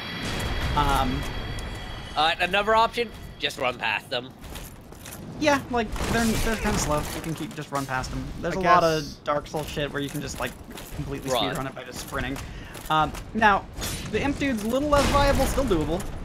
There's a single one towards your goal that you cannot run past. Also, they're worth a lot of souls. And they're not yeah, I mean, that's true. As long as you're able to continue to recover your soul pile, Dark Souls is designed with this kind of hidden ease curve, in that if you manage to keep getting better at the game and dying, but then being able to get back there and pick it up, you're just gonna end up with this huge stack of souls. Yeah, that's kind of the thing. It's just the important thing is like not dying like a bitch. Oh yeah, the important thing is to keep improving. And not making any stupid mistakes you haven't made before. A thing also you can do in your off time, if you ever feel like it, to get things for upgrading equipment and to get higher levels, so you can just spend some time grinding off screen if you ever feel like it. You don't have to, but like it might speed up your experience. I've considered it. I know Geoff did that a lot for his LP. Even with the halberd, I still have to get these guys cornered. Yeah, I'm not really a fan of the halberd. I was actually surprised to hear it was a speedrunner weapon, but maybe it just has like decent stats for input. I don't know. I think it's because it's got decent damage output compared to the spear, and it's got an AOE attack when you do a heavy attack. So yeah, these dudes worth noting, like, if you can get a 100% right into their face, it's not like they're more dangerous there, so then you can keep wailing on them as they bounce back. There are very few enemies with any reach that are more dangerous right up next to them than they are meters away. So what's your guys' favorite Scooby-Doo movie? Ow, okay. You've encountered the next hazard. You might want to stay away from that section of the pillar. Great. Yeah, you've entered what is known as the Gauntlet. I didn't know it had a title. I mean, it deserves one. Most games have a Gauntlet. I assume this is this game's. Yeah, this is this game's Gauntlet Legend. You might want to sprint on because out. it just, it's like a long section. Yeah, that's what I was worried about. That's why I wasn't running, because I knew he could do that.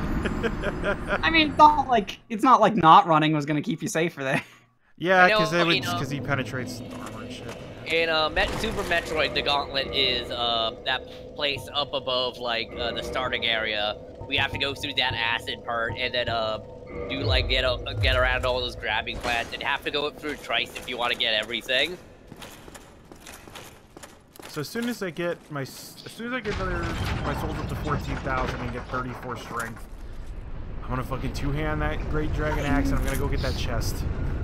So I'm gonna mention a thing to you as like, don't get your hopes up too high. For what? How good the Great Dragon. It's got like 300 more attack power than any other weapon I have. Yeah, but that doesn't make it good. Why does good stats not make it a good weapon? Well, firstly, it's like one of the slowest weapons in the entire game.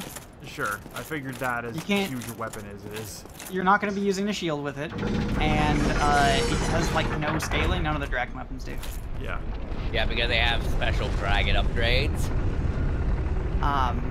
So like, I've built to strength before for it, and then I just used some other big weapon instead because it was better, basically. Like, it may be a slight improvement over what you got right now, but don't be, like, super excited. Like, it's fun. It's fun. That I can agree to. Yeah, I mean, I figured it was going to be slow as hell, and I figured I would be purely dodging shit. I mean, at this point, like, you know, a lot of, well, I guess a surprising number of things can still be blocked, but there's a lot of stuff that is dodge only. You know, to be honest, there's not all that much in the game that is dodge only. If you have a decent enough shield, like, even if it does some pen, like, it's okay to take a few hits if you nullify most of it, right?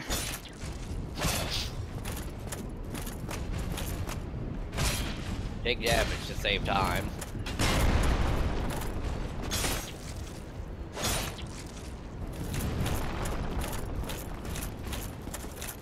Also, Max, I think you missed. I made a Steam Flogger boss joke. Good. I appreciate it. Because they just kept trapped and couldn't move any farther.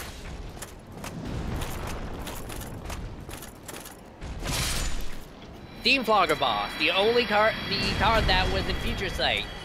That, you know, that showed future mechanics. And it showed future mechanics from the next unset. From the next joke, yeah. The joke is it has a blackboard.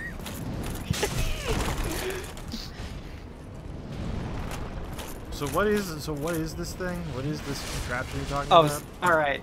So Steam Flogger Boss is this card that was printed in Future Sight, the magic set that was incredibly cool, but they're never going to do it again because it was weird as fuck. Because the idea was that they were going to print cards that hadn't happened yet. Yes, in the first set of the console block, it was cards from like either the past or like referencing the past. Referencing the past. In the second Planar set, it Chaos was the second set, which was color shifted cards and like putting like exact cards from old sets except in a different color, or shifting mechanics from one color over to a different one. Yeah, like red getting bounce spells and things like that. Mm-hmm. Yeah, and then the final set was supposed to be the future. So you would get cards from planes we hadn't visited yet, or from apparently the future of going to planes. So they made or mechanics we haven't seen yet. Like there is one card in Future Sight that references planeswalkers. That wasn't a thing yet. Yeah, so they made up mechanics. Some of them like were things that they actually had planned. Some of them weren't at all. And some of them, like, are things that we haven't seen yet. Some we've slowly seen trickling in over time. They look back at that, like, the first enchantment creature was from there. They had the keyword delve from there, which was even broken when they printed it. Turns out they should have remade more cards. But among the other ones was this weird card that was like the joke of the set, which was called Steam Flogger Boss. Okay. And Steam Flogger Boss was a Goblin Rigger. Rigger is a creature type we had not seen as of yet, and we have not seen since. He's a 5-drop mono red 3/3 that gives other Riggers you control +1/+1, and does he give him haste too? I don't know. Like, it's not really relevant. But then he also has the, whenever a Rigger you control would assemble a contraption, it assembles 2 contraptions instead. Okay. Worth noting, no one knew, not even the design team knew what contraptions were. They just made it as a joke. Or what assembling and contraption entailed. See, that's the biggest problem. This is a big problem that haunted them for a while, because, like, after the joke came out, it's, you know, supposedly from a future set. But then they talked about it, and Maro's being like, we can't just make it, because assembling is a special keyword in of itself, so it's not just, like, putting in another contraption token. Assembling means something, and it has to mean something. I think the file nail and concoction for assembling contraptions was Kaladesh, because it came the closest to actually assembling a contraptions. Like, you're basically assembling contraptions in this game. No, for sure. You're also kind of also assembling contraptions in Ixalan, too. Treasure and what... But so, like, it was a thing that after that point, they were like, we're never actually gonna do this. We don't know how to turn this into a real card. So what do we do? And then, it was just alright, once they got permission to new unset, why don't we just put it in there? And so it's this really weird precedent thing, because unsets are entirely made up of gray bordered cards to show that they're from unsets, I've got except for the unglued basic some lands. of the unhinged cards. Exactly. But now, other than basic lands, the only black bordered card from an unset will be Steam Flogger Boss, which is the truest joke of all. Nice. I didn't realize you meant it was actually added to the unset. I thought you meant it was like fucking like they're making a brand new unset, and it's going to be part of it. Nice. You think? Oh, by the way, not the unset, but you think for return to dump when they go to Dominaria, they're gonna bring back Squirrel Tribal? If they're gonna be like bring back like old shit from Dominaria? All right, so I have a thing I think I'm gonna do. I think I am going to, when the unset comes out, I'm gonna like save away a little money and buy a box of it. And I'm gonna save that box until I can fucking come to Gen Con. Live unboxing. Goddamn. No, drafting, excuse me. Yeah. Oh, you know, oh man, one of my friends actually did that with Unhinged when I was in college. Unsets are made for drafting. That's the format they're intended to be played in. Yeah, that and Conspiracy are the draft Yeah, the sets. draft format cards. Yeah, Conspiracy rules a lot. Conspiracy's super good. But Unset should be a good time. What's weird is they did a lot of world building this time for their Unset. Like, they actually have a particular setting and, like, factions. Nice. Related to allied 2-color combinations. I mean, I guess that kind of, you know, it goes with, like, modern, like, design of Magic. No, that's true, but it's hilarious they did that for an Unset. Now, what do you think? Okay. So, that's cool as fuck. Don't do it a lot. Yeah. The main reason is because every time you do that, it drains a notable portion of Yeah, I noticed I didn't have any stamina left. No, not stamina. Durability. Oh, okay. Like, look at it now. Where do I see its durability? Press X. Oh yeah, okay. It's down to 300 out of 400. Yeah, each of those does 50. I think I've got a repair kit. Hold on. Yeah. Oh, sure, you should. I'm pretty sure you do, from what we saw. And it's very relevant. But yeah, so that move is incredibly powerful as well as being slow, and it's AoE. But you can't do it more than 8 times. Right, yeah. so what do you think for Planeswalkers in the new unset? Are we gonna get new Planeswalkers that are jokes or old Or like Planeswalkers we know that are jokes. Like, are we gonna get Jace the Jace? Tybalt, the real good planeswalker. Oh yeah, Unhinged was before Planeswalkers, wasn't it? Yeah. Oh yeah, no, both the unsets were It was way before. just at the yeah. Unhinged Although was at each of the these, beginning I of think, modern. each of the unsets has a modern border. So each of the unsets always has a player avatar, which I'm not sure. I figure a new unset would have another one of those. Because the Player avatar? like Unhinged had avatar of me. Oh yeah. And then I think I I want to say Unglued had another player stand-in. My favorite thing released about the new unset is this like first picture that was when they were like showing that they were doing an unset is of this like raccoon man in a trench coat with a fedora on, opening up his trench coat, showing that like buckled into it, like how something with pedal watches would like, are a number of squirrels. Nice. And it's incredibly good. Yeah, no, squirrel. Yeah, no, I love squirrels. Squirrels used to be I a thought staple that of squirrels Magic. were. I thought that squirrels were exclusive to Unset until like later. It's like, oh no. No. No, the infinite squirrel combo is a real ass thing, man. Yeah, no, that's Yeah, what I because, discovered later on. Yeah. Yeah, Mark Rosewater loves squirrels because like their entire joke is, oh, here's this small thing he's gonna think it's insignificant, and it's gonna become a real problem if you don't deal with it. May I ask where you're going, my dude? I'm trying to get a chest. I love these guys. So, fun fact, these guys' armor is actually some of the most poison-resistant armor in the game. Their other stats aren't that great, but their poison resistance is incredibly good.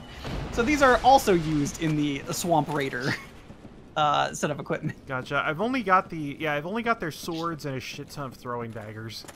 So yeah, across the rafters here, there's a chest, and I'm trying to remember. They do not drop them. There's a location that you get it. Well, I mean, you can get to it now. At the bottom of this area is where you get it. The only thing I found at the bottom of this area was Tarkus's armor. I thought you got it here. Maybe it's up in the rafters. I don't know. I know you get it around here. I just gotta figure out how to get Maybe they do drop it. It's been a while, but I was certain, for whatever reason, I was certain you could get a bunch of things.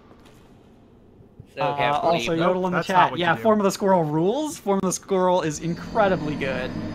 Forgot the pushing B dodges. It does not just prep you to run. Yeah, that's why they changed it in the later ones. Yeah, that's why. Well, they still give you the option to still use that system because Yeah, people have been I playing went Dark back to Souls. using that system because I got too, like, accustomed to it. It's awful. Yeah, like that's what I've heard from multiple people. Like, yeah, I could click down the stick, but I just want to. I just too used to Dark Souls. Yo, I died like 3 different times when playing Dark Souls 2 because it wasn't set to be, and I meant to jump and then just ran off the edge like a dipshit. Yeah, that was See, that's the thing is like this also reminds me of EA Sports Fight Night, which the first game had a really stupid control scheme that I got used to, which is to say that so like it's a boxing game, but it's laid out like a fighting game, so you see your guy on the left side and the other boxer on the right side, and the camera will always adjust to make sure that it's like that. But in EA Sports Fight Night 1, the controls were relative to how your guy was facing. So if you wanted to go towards your opponent, you pushed up. And if you wanted to go away from your opponent, you pushed down. That actually makes sense. So in EA Sports Fight Night 2, I think they realized people got kind of thrown off by that, so now the controls were relative to how the camera was. So to go towards your opponent, you push towards your opponent. To go away from your opponent, you push away from your opponent, but I wasn't used to that, so like I kept strafing a lot because that was the control scheme I got used to from the first game. Oof. Oof. Oof-a-doof. Yeah. And I wish EA released their sports games on PC these days. Do they only release them on console? Yeah, I know NFL is not on PC, Huh. and neither is NBA Live. You can only get 2K on PC. Because the Fight Night games, all of those are on PC. Yeah, and also you can't get the MMA, the UFC games they make now on PC. The spiritual successor to the Fight Night games, because Do they UFC have is a probably- the only game? Shit. God damn it! Why is it not locking on when I hit the lock on button? That's why they keep backstabbing the shit out of me, because I think I'm locked on and I'm trying to backstab. Yeah. Yeah. Oh my, what's 500? Man, that's one thing I'm missing from my stupid audio setups is I need to get a voice changer. Oh, okay. No, I want multiple voice changer things. The big one I really want is I want to be able to, like, sound like an old 1930s sports announcer. Okay. You know, one that puts on just a slight amount of scratch and makes me sound distant? I want that. Sure. Yeah, or get Smite's Echo Machine when he gets defeated by Birdo. Damn it. I love his Echo Machine. It's real good. Smite's so good at positioning, like, the correct amount away, though, to make it echo better. Like, it'd make himself sound really loud in the distance. Yes, Silent Hill did have tank controls. But the tank controls actually make sense when you have an adjustable camera. Yeah, they didn't... Actually, that's a really interesting point, because in Silent Hill... Not Homecoming. Origins was the one with Trucker Travis.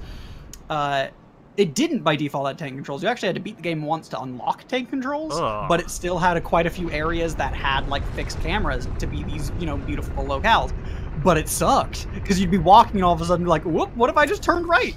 Yeah, well, that's also the other part of it is that, like, even with an adjustable camera, like a player adjustable camera, tank controls still kind of make a lot of sense, because having controls that are consistently... like in a Silent Hill game, especially since it's not like combat focused, like I don't need to do circle strafing and tactical rolls and all that kind of shit. Having movement controls that are fixed and consistent to the character's like to the character's orientation makes a lot of sense. That one tried to be a little more combat focused, not to great success. Honestly, that game only had like 2 good things in it. Yeah, no, it's like I mean Homecoming added like combos and shit, like, so that was just sort of the that came out similar time. That was the Tom Hewitt Silent Hills. I think he also did Origins. Oh god, there was so much bad shit around that time. Like something about Origins I remember a lot is they advertised on the back of the box like this crawling mechanic, adding to your fear, and there's like one forced tunnel that you have to crawl through, and you can't even crawl at will the rest of the time. Right, yeah. Like, it was really dumb. There are 2 things I can say in favor of Origins. One was this really interesting section at a theater, and it was like the only thing that like gets me legitimately hype about the game. Because like they had this weird mechanic that you could at will swap between just regular foggy Silent Hill and fucked up Grates and Sirens Silent Hill. Oh, cool. So and you could do that by looking at mirrors. You could go through a mirror basically and end up in the other one. There were a lot of puzzles and shit that you had to swap between the 2. But most of the time, this was just kind of an irritating thing that broke up the flow, made you backtrack a lot, and yeah, like just in didn't feel Metroid, good. like Metroid Prime 2, where you had to keep swapping to the Dark World over and over. It didn't do the awful thing of what if you just took damage for existing outside of a pillar of light. But yeah, it was just handled poorly and wasn't interesting or good. Right. Except for this one area where you were at a theater. And a big part of this theater is they had as a backdrop thing for their performances this big-ass mirror right behind the curtain. Okay. And so you could use that to swap. But you could bring down... I don't think you jump from that angle.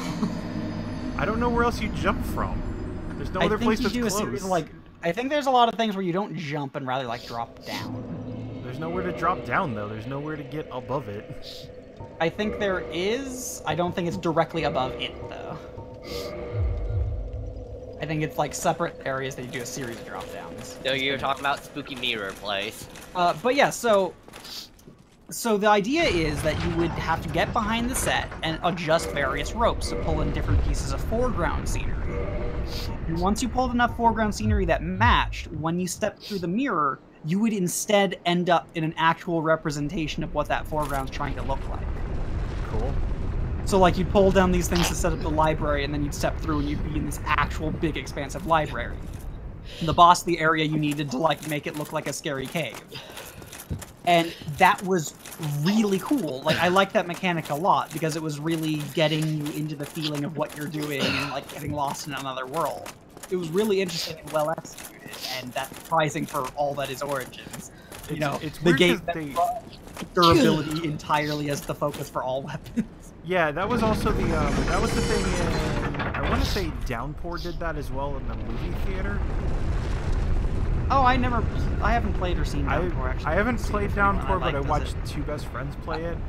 I've heard it's worse than Homecoming, so So the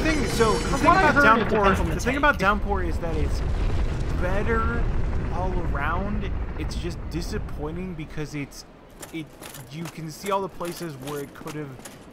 It's very close to like an OG Silent Hill game in a lot of ways, and if they just changed a bunch of things very slightly, it could have been good. Which also another thing that makes it unfortunate is that Homecoming had a lot of really bad moments, and then a few pretty dang good moments. yeah. And this was not as much that from everything I heard. Like, it was just a kind of just flying right. It never had like a very standout moment, like all the Homecoming bad bosses. I heard the bad ending for Silent Homecoming is actually pretty great because it's actually pretty good, and because it explains why Pyramid Head's fucking there for no reason. And like all the boss designs are really good. Like I like all four of the like major bosses in that game. I think they're incredibly well executed. That's not to say the boss battles are great, but the visuals of them are super cool. I mean, the visuals of the bosses are what's most important in a Silent Hill game. Oh, that's totally true. Like, that's not disagreeing with that. But when they're trying to make their game a bit more actually caring about combat, it didn't work. Yeah, it's like, oh yeah. I only got to like the first boss of that game, like the thing that was hung down like a pendulum. Oh yeah, Sepulcher, who after a little bit of fighting, he would then break off and then start stomping around the place, still smashing over bookcases. God, I love his design. Anyway, the one other good thing I can say about Origins is there was a particular enemy in like the asylum in it that visually was super good. That's generally the path you're trying to take. This is not the part you want to land on, obviously, but I think you're closer. Yeah, I don't think I can get back now. Actually, I can. I just have to go through there. Yeah, there's a lot of these like dropping down to these side areas with the pillars. I wonder if I could have actually gone that way. There might be like a ladder in one section, or something like that. Nice. Oh, hi. Hello. I forgot that there's an enemy there. Tell me about the good enemy, Max. So, the good enemy, I do not recall its name. Now, just worth noting, it sucks to fight. It's a really miserable enemy to exist in the game, but visually it rules. It is this enemy that is a bird cage. It's just a bird cage suspended in the air with, like, a bird inside of it, and it may make some noise. I don't recall its noise. But what's important is that if you shine your flashlight on it, like, you know, you have it because you're playing a Silent Hill game, if you shine your flashlight on it, it has a silhouette of a really long, spindly person in the shadows. And it looks really cool and striking. And, but, you know, if you have your light off or looking away from it, it's just a bird cage. Interesting. Now, the thing that makes it miserable to fight, however, is that the one that spews smoke everywhere and sucks? No, I don't think it does, but it's got pretty long-reaching attacks, and the only part you can hurt is the bird cage. So you have to get real close to it, and like the bird cage is a small hitbox, you'll swing at it and just like collide with its non-existent legs. Hey, you got to the Yeah, it turns out the chest was a lot easier to get to. Yeah, told you. I didn't realize I could come in through that other side. I was thinking I had to come at it from the top.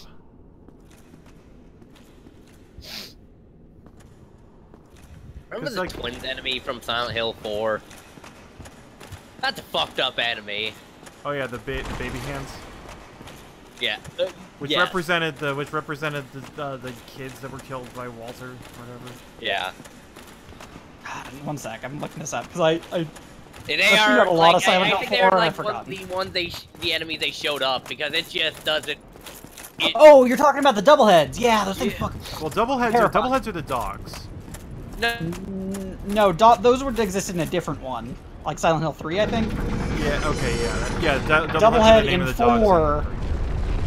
Doubleheads in 4 are the weird like twin people with super big hands and a cloak. Yeah, I remember that later in the game you actually see one that doesn't have its cloak on, and it's just the two heads with hands. That's all it is. I just always called them baby hands.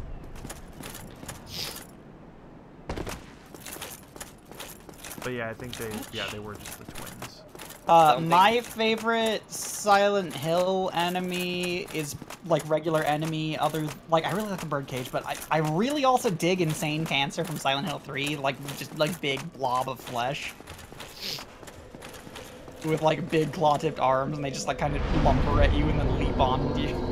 Well, they didn't leap. They walk towards you and then okay, they do not some very leap is slow exaggeration, slam but attacks. yeah, they like try and grab onto you, like give you the big old. It's kind of throwing themselves on you, but it's not like a distance leap. It's more like just trying to drop their weight onto you. Yeah, they do a bunch of like really slow slam moves. Soft slam from the cancer. They're sort of the enemies you save your bullets for generally.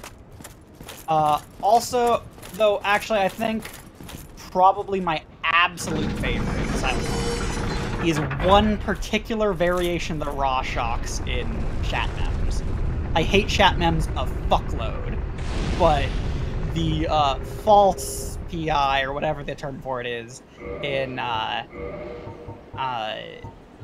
Shatmems ends up with these really interesting, like, geometric ones with, like, their bodies shattering apart. It looks really cool. Because most of the time when you see body horror, right, it's basically, like, a general term used by people in the arts is it's either Akira or The Thing. But the one thing John Carpenter films.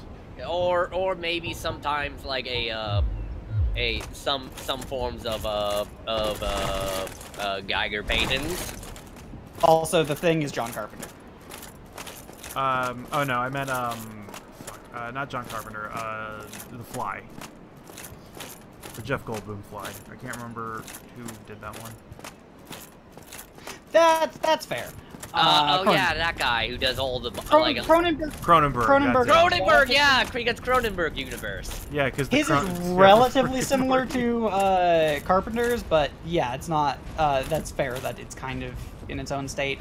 But like either way, like you can generally point to something being closer to one of those two. Like they're generally two varieties. Sure. But one sort of body horror you don't see all that much that is pretty distinct from both of those is like weird geometric shit. And that's a thing that I've seen very rarely, but really like someone just like being pulled apart into like diamond shapes, but it's like still meat. It's really cool. Yeah, that sounds like a Junji Ito kind of body horror. Yeah, that or it's something you would see in one of the Cube movies. But yeah, like anything that like takes a really clear pattern and doesn't seem like chaotic or like it's too ordered to be otherwise body horror. That's the stuff that like really gets me because it's not something you see very much, and I'm just like, oh man, give me. You mean like those certain like pictures where they impose poppy seeds onto people's flesh? At first I thought you were gonna talk about magic eyes. Oh, are you mean the ones where they have like the lotus holes? Yeah. Those actually, I kind of dig those. Those look really cool to me. Yeah, they're like that, you know, they're hell for anyone who has that thing where they hate seed Oh yeah, no, a lot of people don't like it, and I can understand, I can see the perspective of why they wouldn't, but man, do I love them. Now, if they're random sized holes and like it's completely covering something, not into it.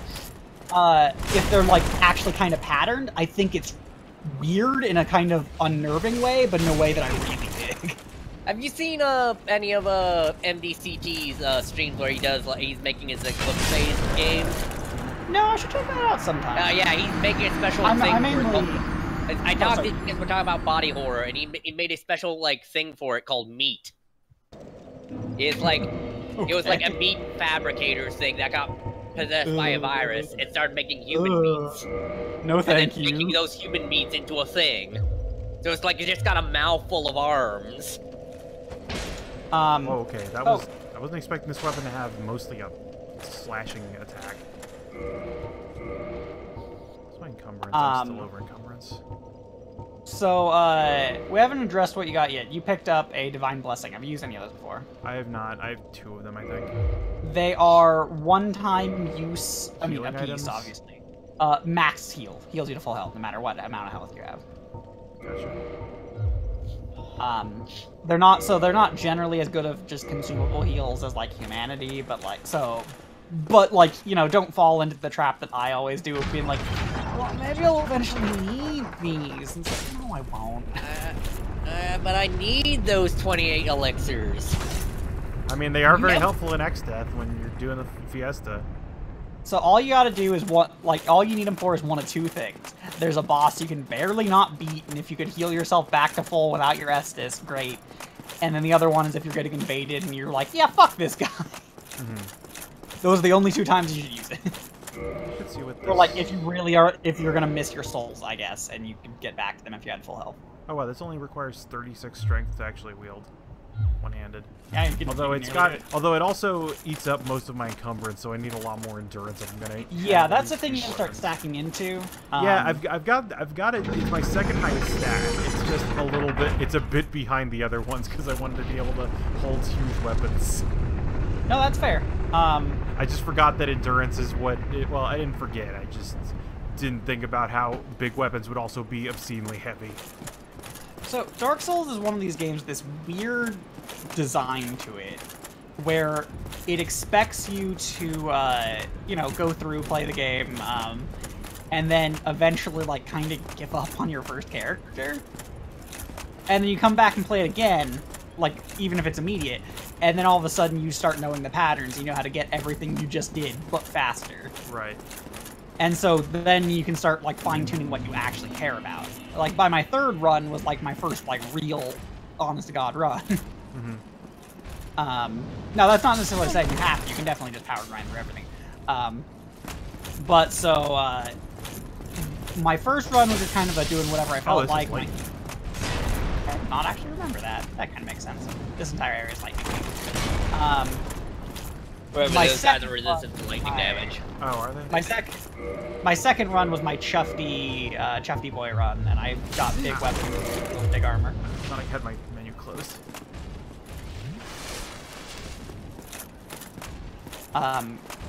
Especially because my favorite Chufty boy weapon you can get at the very start of the game. Because if you choose as your starting gift black fire bombs, you can kill the Asylum Demon before you have to run away and pick up a real weapon. And if you kill him before doing that, he drops his hammer.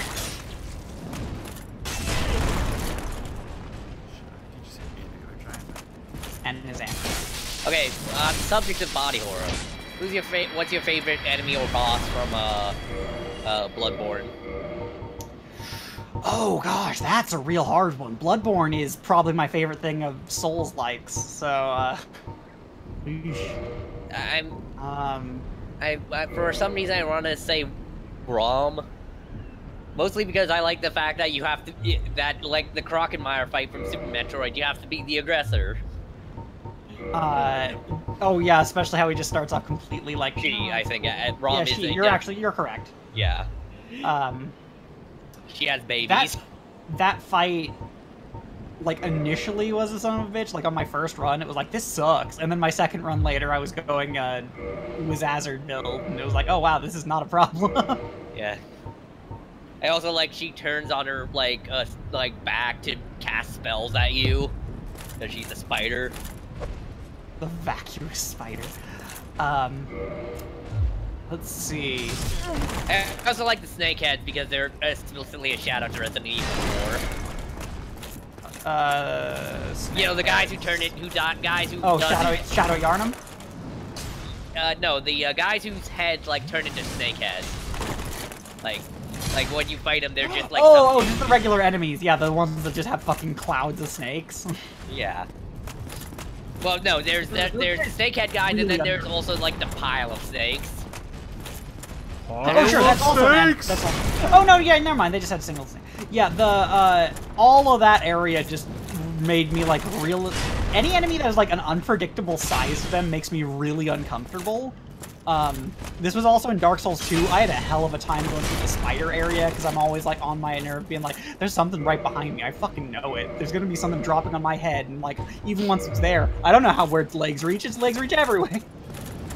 I'm not actually like scared of spiders in real life, but goddamn did those make me uncomfortable just because like my game safety felt uncomfortable. Yeah, I mean also real life spiders aren't gonna get you. Yeah, that helps. I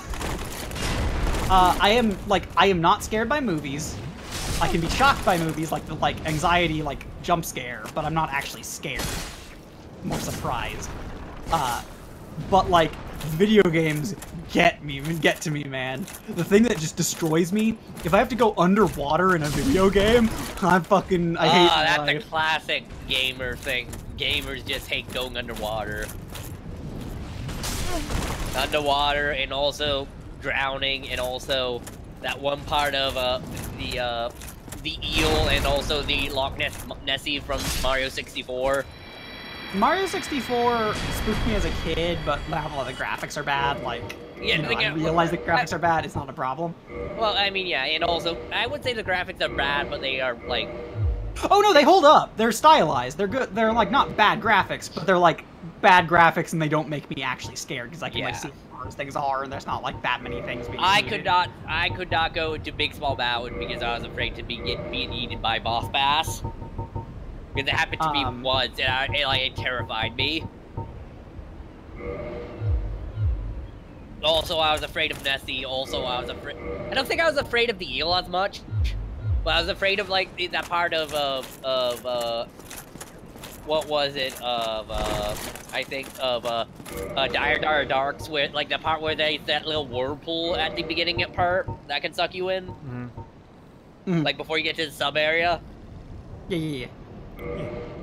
Yeah, I feel you. The one that destroyed me, like, I got so froze up when I was a, like, young tween, playing Metroid Prime. Because before you have the gravity suit, not only are there a few times where you have to go underwater and you're sluggish as hell, but you also can't see more than, like, a foot in front of your face. Yeah, I don't think I was that bothered by Metroid Prime, those parts. I was like, oh, you know, the enemies in there weren't even all that dangerous, but I just, like, I mean, there's a lot of reasons I'm scared of the water, both because, like, I can't see, they could be coming from any angle, I, in real life, can't swim. There's just, like, a number of reasons, but, like, at that particular point, it was just like, I'm just gonna fucking die. It's gonna jump out of here, and I'm just gonna get my face ripped off. You know what a game that had a bunch of bad water stuff? Banjo-Kazooie. Yo, that shark. Even as an adult, I'm not happy about it. Or like I was I think afraid of the big friendly iron shark. That was your You friend. know, I could understand. I could understand as a kid being afraid of Clanker, but now as an adult, I'm totally chill with Clanker. Yeah. You're just walking around his guts.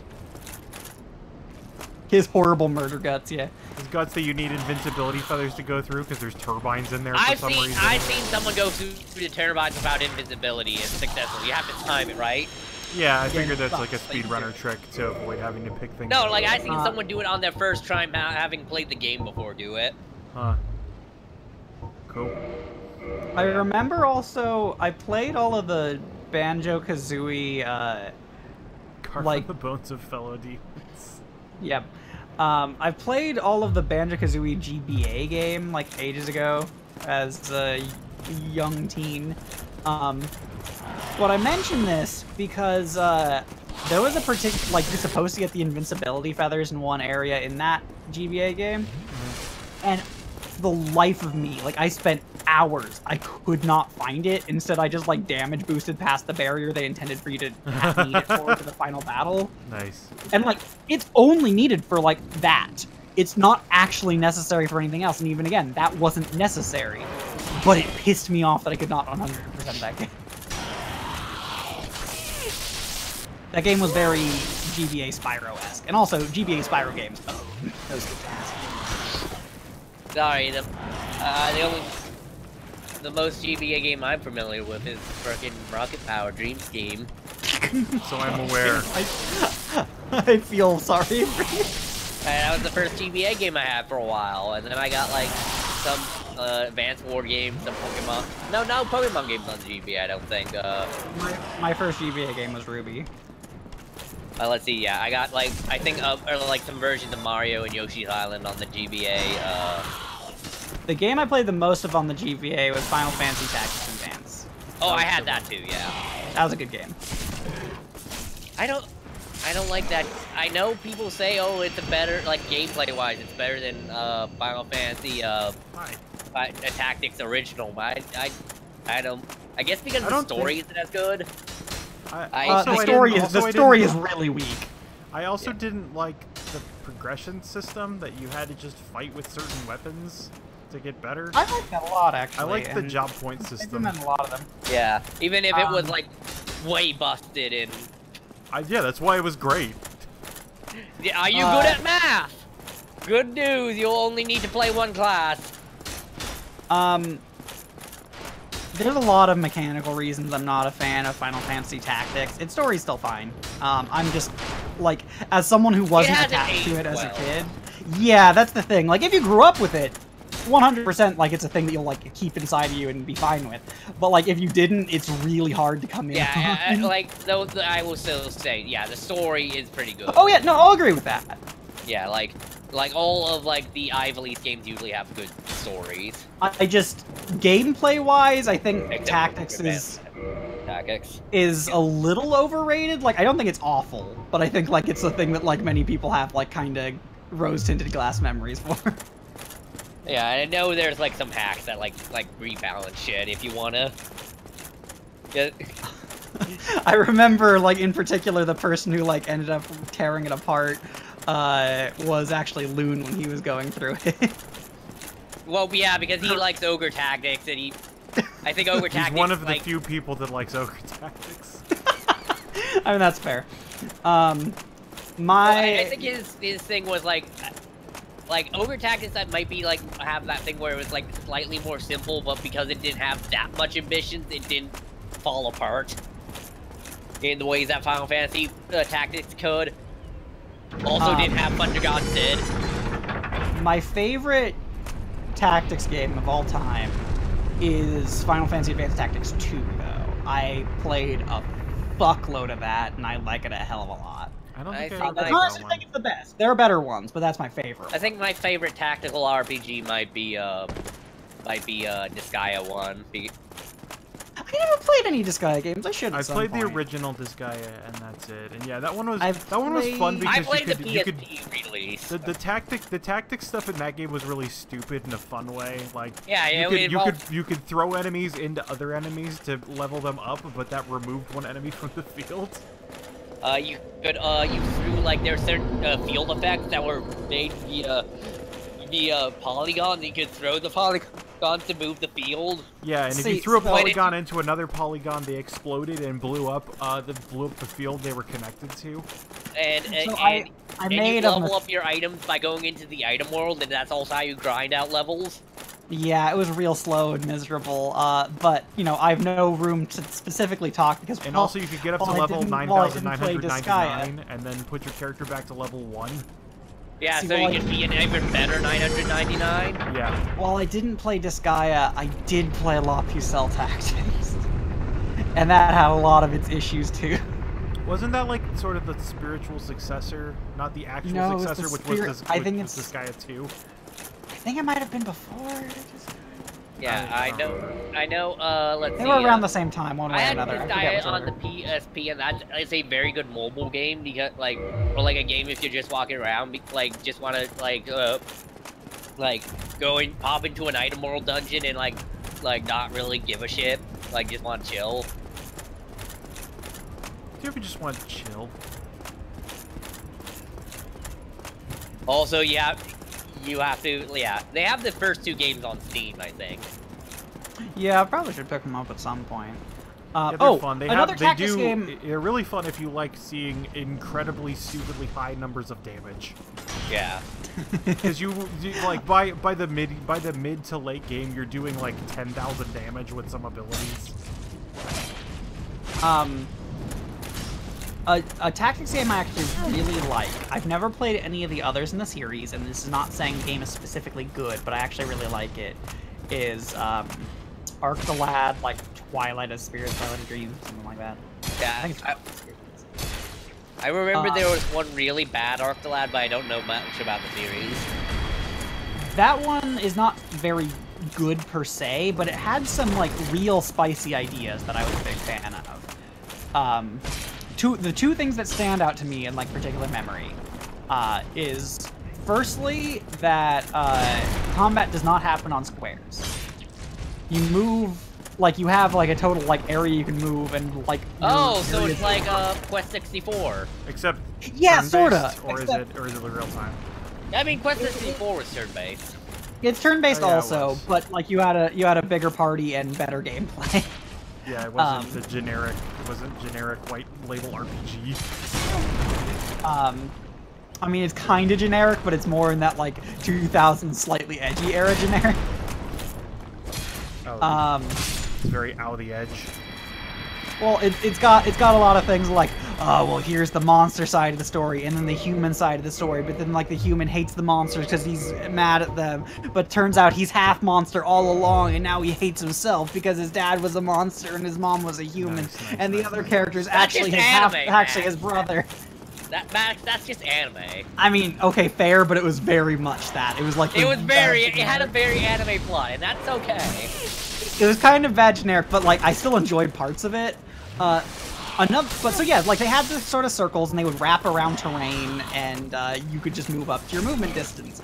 And then like all abilities, including like basic attacks and the like, would have different areas they would hit.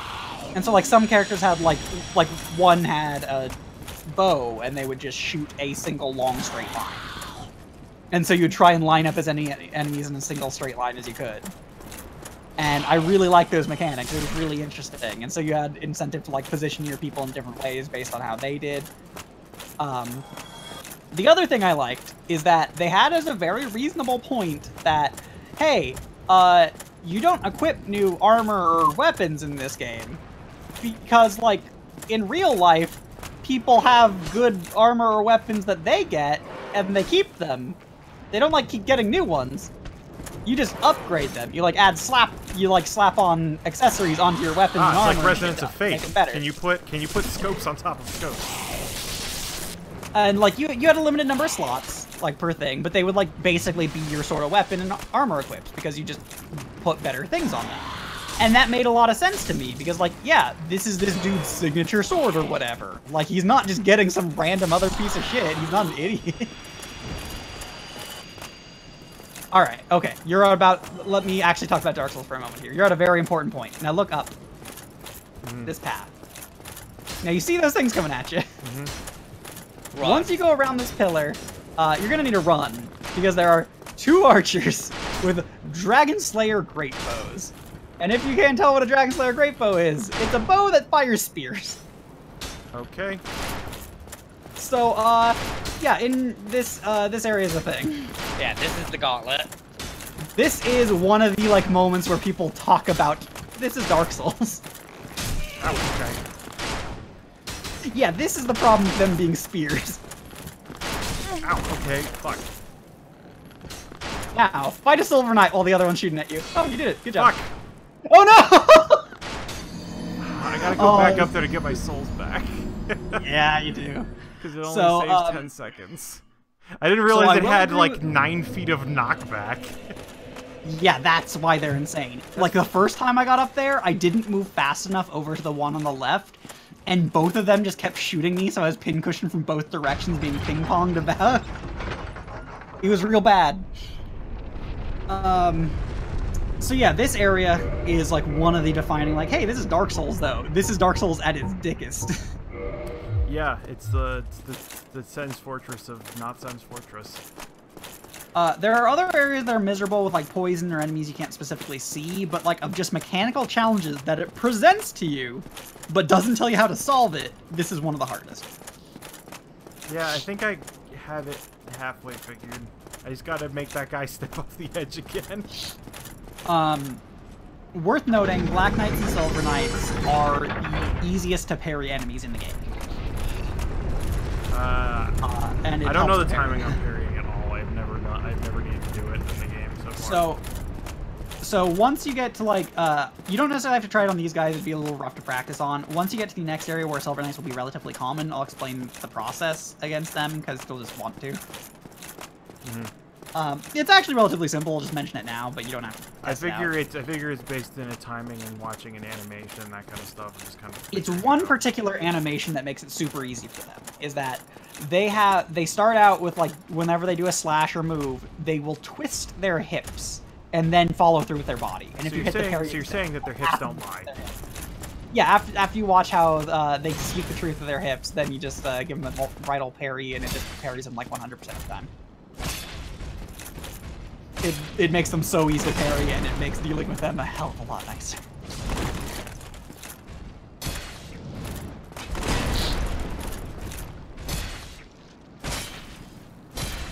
Oh, I never got your opinion. Who your favorite enemy or guy from boss from Bloodborne was back? Okay, Is it the bells ringing woman ringing her sinister bell?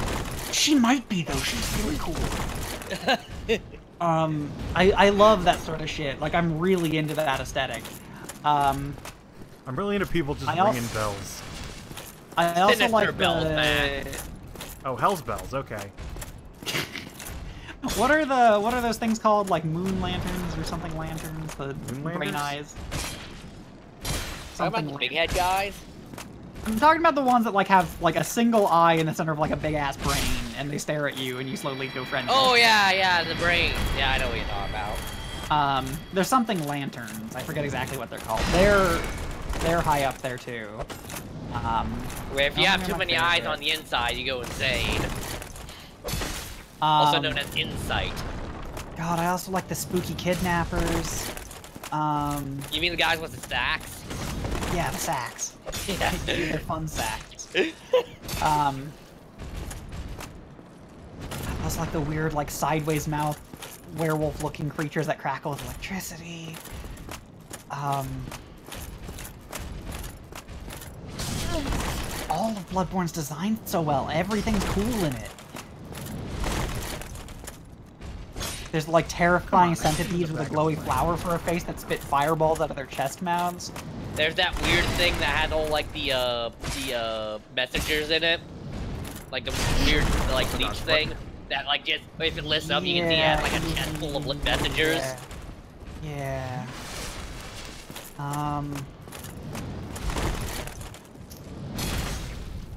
And then like even the human type ones are really good. I think if I have to commit, it probably is, oh, what's her name?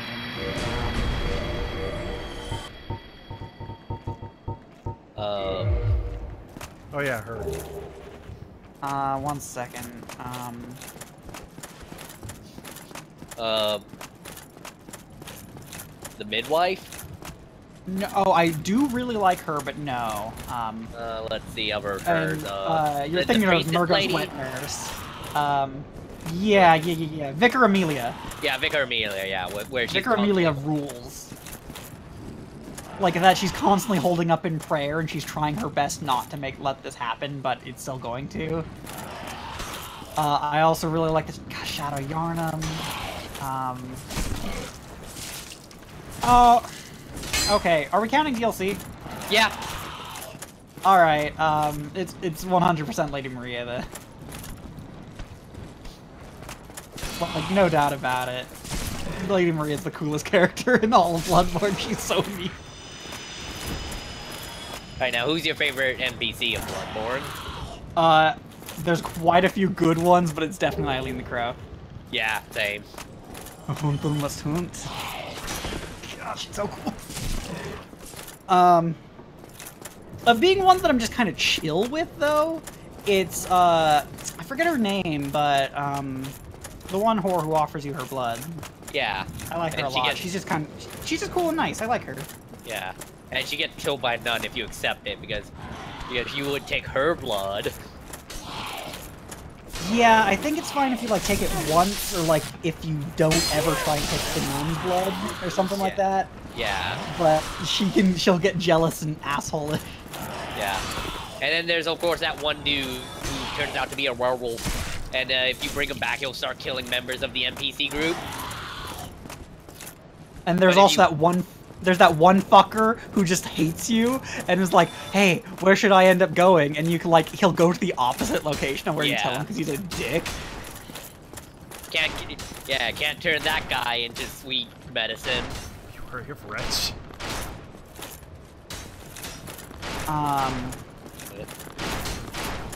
God, all the DLC bosses are good too. Like Ludwig is great. Ludwig's so good.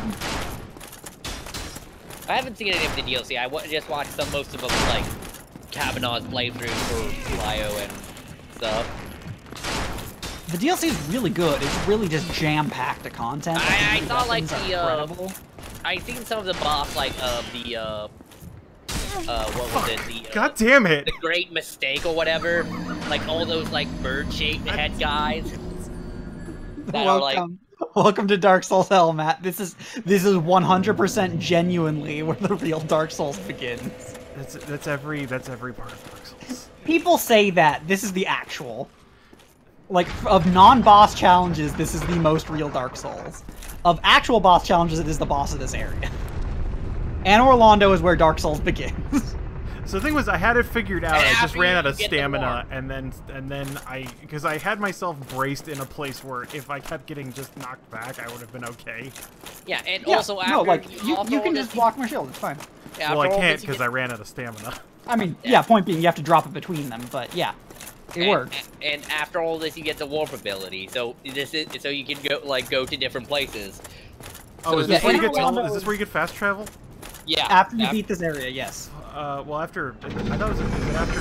Oh, right. That's what people said. You're almost to the halfway point of the game when I got here. Yeah, Anor Lando is like what I consider the center of Dark Souls. Yeah. For pretty good reason. I mean, it's also a major I location in the story. Firelink Shrine the center of Dark Souls, but I don't know. Like I think it's your like beginner hub, and it's a big hub, but I don't consider it like the center of Dark Souls. And Max likes him his hub. God damn it. They're both centers in their own way. Max no, that's fair. But, hey, you know, if you... God, Ludwig is also so good. Because I'm looking this up. So, you know Ludwig's blade, or whatever it is, the, like, big-ass sword that you can get in Bloodborne, right, Charlie? I think so. The one that's a small sword that you put into a bigger sword? Oh, it's the Hulkbuster of swords. Listen, that's how a lot of Bloodborne weapons work. You have a cane that turns into a whip.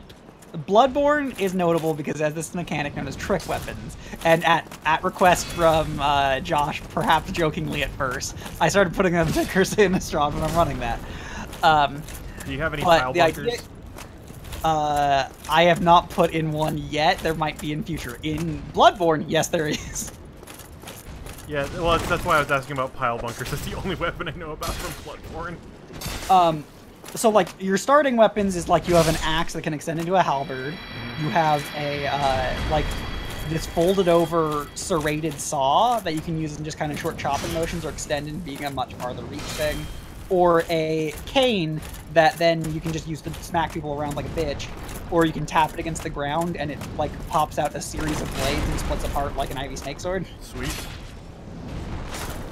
A very Belmont, cool. a very Castlevania weapon that there be. As cool as the cane is, the regular cane is actually the better part of it than the whip sword. Yeah, the whip cane is more like for like when things you want to keep at a distance, like crows. The actual like best of the starting weapons is surprisingly the Hunter's Axe when you turn into a halberd is like one of the most busted weapons in the game for just easy emoting it. Like, it's an endgame weapon you get at the start of the game. Nice. But yeah, so Bloodborne's a lot faster paced. It's probably my favorite of the Souls series. I like Dark Souls a hell of a ton for its storytelling, but... I remember also the thing that Caleb was saying about it was, like, it's also, like, less frustrating when you die, because you don't just have to, like, touch your bloodstain or lose everything. You just have to murder everything to get your blood back. Yeah, you have to kill the thing that killed you to get your blood back. Depending. It'll still drop your bloodstain on the ground. If an enemy walks over your bloodstain, it picks it up. Yeah, and also, though, it has a thing where instead of Estus lasts, you when you get hurt, you get like a fighter meter like damage bar, and you can hurt an enemy back enough to get some of your health back. Yeah, it does. Attacks do a temporary drain on you, and you can like hit enemies, and it'll give you. You can like regain some of that HP with the rally system. The trade-off is though that Estus Flax are now a usable resource, but they have now heal a flat percentage. Blood vials are really good and generally a better system. The only problem being that they're not actually just refresh whenever you go back. It's just a miserable grind whenever you run out. Sure. Yeah. It's not like an entertaining or interesting method. It's just you ran out, better go. Yeah, so it's like it's 2 steps forward, 1 step back. Yeah, basically. Track, etc. The game is a lot faster paced. They kept up some of that fast pacing with Dark Souls 3. They learned a lot. Bloodborne, like a big thing is they took away shields, but the guns that you can use to parry, so it's a really big parry game. And because you're getting some healing back when you hit enemies, if an enemy hits you, you don't want to back up. You want to smack him in the fucking face. Also, you can turn your blood into bullets. Nice, nice, nice. Yeah, in an emergency. Magic casting is really handled elegantly in it too, in that you're not limited in uses like in Dark Souls. Instead, magic just uses bullets. Okay. Yeah, because bullets have blood in them. So if you run out of your bullets, then you either need to make blood bullets or you're just out of magic for now. Like it's actually a pretty interesting system. So they can make busted magic just consume more bullets. He shot me over my fucking goddamn it! He shot me over my fucking bloodstain. Also, for the most part, like guns are mostly just for parrying, but there is like one gun that's like a freaking anti-material cannon. Oh no, not an anti-material, close to a ship cannon. Yeah. Like you find in like this weird windmill of all places. There's also just a fucking flamethrower that's pretty good. God, I was 1 step away from getting my bloodstain back, and then I got hit and knocked over it. You know what another good It is unfortunate, but I will mention one thing, Matt. In the grand scheme of things, it doesn't fucking matter. Yeah, but that was a level up's worth of shit. I know, and it feels bad, but like, yeah, I know it's not that much to get back, but fuck those guys. That's fair. Be pissed at those dudes, they're fuckers. But yeah, it's definitely a thing that's not worth lingering on. Not just in general terms, not worth lingering on. Yeah, I'm just but fucking like... pissed because it happened. Fair. Another good Bloodborne enemy. Old men in wheelchairs with guns. Yeah, they're very good. I love that the consistent enemy type in that fucking game. Oh man, so Charlie, do you know about the parasite weapon that you can get in the DLC? No. Okay, so you can get this thing that turns your head into being blue broccoli. Yeah, like the Spawn of Koss or something like that. Like it's some the Koss parasite. Yeah. Yeah, the Koss parasite. So, funnily enough, you can equip the Koss parasite as just a regular dude without the like milkweed rune that makes your head into broccoli. And if you do, you just have a maggot clutched in your hand. And you can punch people with it. It's great, and it actually scales with your magic damage. So you can just smack people with your maggot hand. It's just a regular punch man, but with a maggot, and it rules. It's great, and it's not terrible damage. But what it's intended to do is, if you equip the milkweed boon, you become a kin, one of those weird fucking blue boys, and you replace your arms with tentacle hands. Yeah, on the kin to beast scale. And yeah, they also have, the beast form you can go into with the beast claws and the beast mode and all that. So this one, you can be on the kin side, and you have gross tentacle arms that are really slow, but it scales heavy within, and you just get to wiggle your arms at people like an idiot. It's great.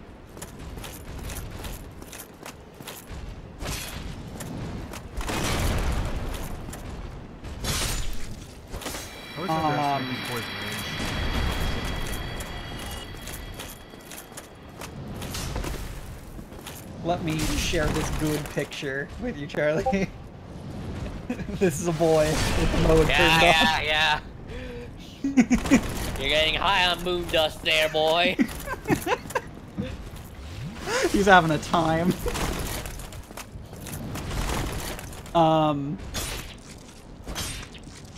My main Bloodborne run that I did, that I had hoot and holler doing is I played as a character that I dubbed the Great Cosino, and I gave him like a stage mustache and made sure he looked like as much like an aging stage magician as possible.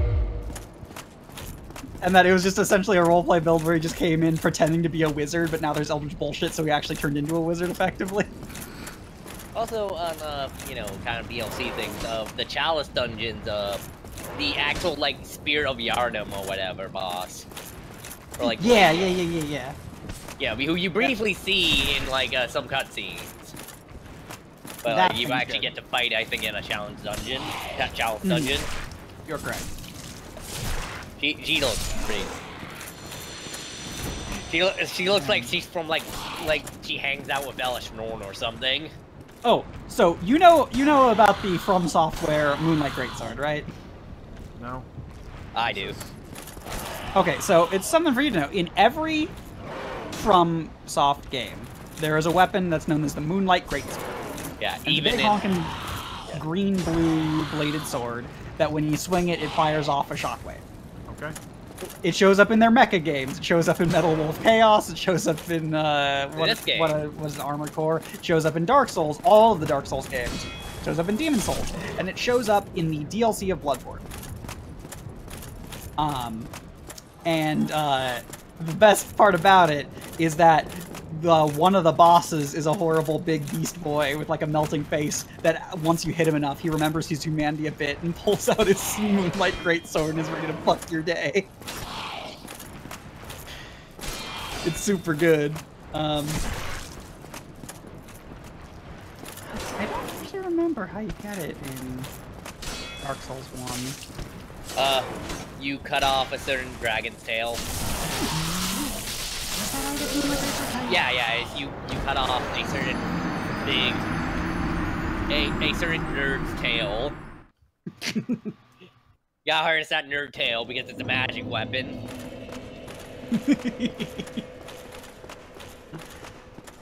Fucking nerd. You gotta go to the Blue Oyster Cult. Get your Moonlight Greatsword.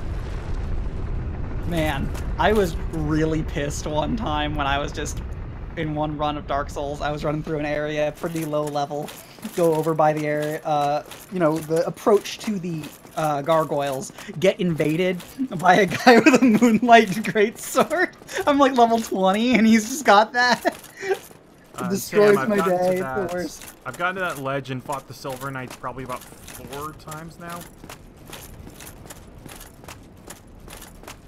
I think I've got the thing figured out. Also, I think because the way of progress is right on that ledge. Huh? What? Like, you were supposed to go to the right instead of the left, what you were going Well, for. That's how to finish it, but like... Well, see, the thing if was, you I was go- trying to get if my the guy blood... on the left, if you kill him safer, then like you only have to fight one dude when you get up to him. The thing was, I was trying to get to... I was mainly just trying to get my bloodstain back because I ran to the left the first time I went up there, and that's where I died. And so I just kept going to the left because I wanted to get my bloodstain back. And you keep going to the left because you want to keep your get your bloodstain back. Yeah, and so I'm just gonna keep doing that until I got my bloodstain and got out of there. And now I've lost it, so fuck it. Wait, why did I just not equip any weapon? Oh, I equipped my hear shield to my weapon slot. Okay. Not what I had. Nope, not that.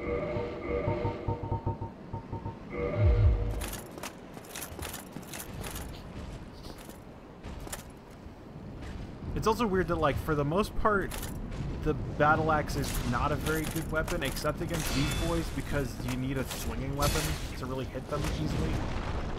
And also, I wouldn't it doesn't necessarily do say it, that like, makes it a good weapon. I just make it a weapon that can hit them. yeah, and It's also a good weapon it, against them. It's a bad weapon in a lot of other places because range is very important. I mean, And I still also wouldn't it necessarily doesn't call it a do, like, good damage. weapon. I just say a consistently hitting weapon. Its damage is a bit low, is what I'm saying. Well, yeah, because I haven't gotten whatever I need to upgrade it properly. Also, how did I aggro the other boy? I fought these guys the same way that I did Also, before. now that I heard that noise, did you know why the reason why cash registers make sonic ring noises is because Sega made a bunch of Cash like registers? software. Yeah, no software for cash registers. That's hilarious. Good to know.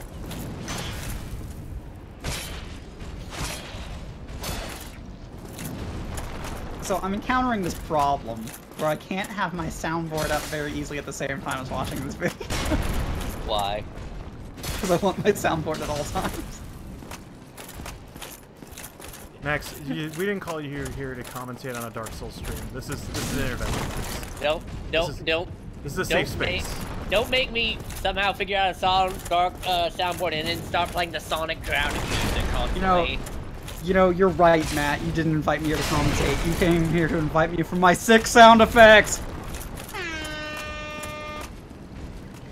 That was super delayed, wow. It was also very quiet. I mean, I don't want to deafen you. Oh, I'm trying to be sensitive. Going to Attitude Era. Going to Attitude Era podcast. Apparently, all the WWE shows that were done in Britain were like had a bunch of people using air horns and also vuvuzelas to make noise. Nice. Good. So much so they had to they noticed when they finally like mic'd it right, so they don't pick up the constant crowd noises. Like they, you know, it's got that World Cup Series hump in the background. You're just there playing soccer, they're wrestling, and you hear a bunch of bees in the background. The bees. The pain. I love pain. I like that all the Cobras, like, had legitimately interesting stories and were legitimate folk, but, like, as opposed to many of the other characters in Metal Gear Solid games, they didn't, like, have long-winded pre-battle shit. He just showed up and was like, "Sup, motherfucker, I have bees, let's fight!" Tommy gun! Grenade! Fucking shoot bees at you, I forgot. He makes a gun out of bees that shoots bees. I mean, the gun's not made out of bees, it just shoots No, bees. it's made out of bees. He summons a gun made out of bees. But no, it's a real gun, like they mentioned this, that like, even though it doesn't show them it arriving because it's stupid and they didn't actually do that, it's effectively made out of bees, but lore-wise, apparently it's a real gun. Yeah, because he holds up his hand and a bunch of fucking bees. No, you're right! Yeah. You're right, but lore-wise, it's a real gun. I mean, any thing can be a real gun if it shoots things. Okay, fine, it's a gun not made by bees. I choose to believe it like they're all a bunch of bees on it's a bunch of bees and the bees like on the inner chamber like repel bees forward like a railgun using their leggies. I like that you came up with this. I mean that's how it shoots the bees. It, like a bunch of bees are on like their backs on the inside of it, and like they got the leggies out and like push the bees forward. Ah, yes, it's the logic. Wow, okay. I've never been hit Because by that bees one can't before. fly ass forward.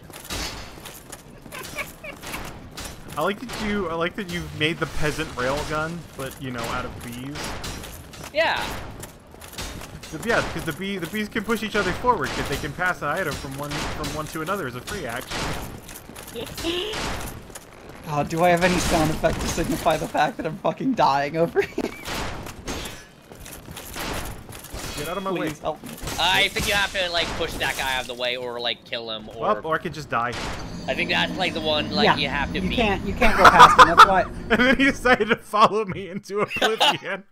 Yep. So, it is worth noting, once you get in melee range, they put away their bow until you leave melee range. Yeah, I just can't hit stagger them is the problem, or shove them so around. the big thing is if you go to the one on the left and run up to him and kind of like angle behind the building, you can either knock him off or be essentially hidden from bow fire briefly so you can kill him and then you can go back to the other one. Yeah, kicking I is died your from the how I cliff used to fall. do it. He did not hit me. I just walked off I the think edge. kicking is your friend in this matchup. How do you kick again? I haven't even do that. You in gotta a long flick the time. stick. Forward and R1, right? Yeah, button. you gotta flick the stick. There we go. Right. So. It's like a smash move. And remember, forward right trigger is the dive attack, Yeah. which is actually really useful. That's just Okay. right trigger. You have to tap it the I'm same tapping way. forward and right trigger. There we go. There you go. It's real good with like axes and swords because it's just a downward swing. Sure. That's the thing. I always forget that kicking exists until I do it accidentally when I mean to stab something. Kicking isn't all that relevant outside of the beginning areas or against people. It's and occasionally it's good when you're like on a ledge. Probably going a bit far to say it's good, but it's not awful. Well, so it's good when you're on a ledge because it instantly kills guys by knocking them off with it.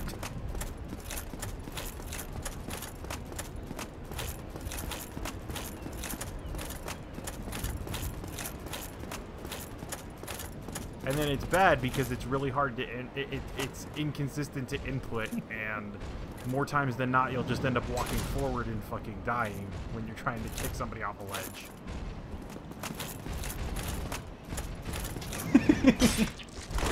A dedicated kick button would be incredibly good while making everything else sync up. I mean, I know Monster Hunter, when you're using it on a larger console, it's a dedicated kick button. I know that was there was some game I'm trying to remember that talking about games with bad button layouts. There was some game I remember that had dedicated buttons to both sheathe and unsheathe your sword. Why? Did not think you were gonna do the follow-up.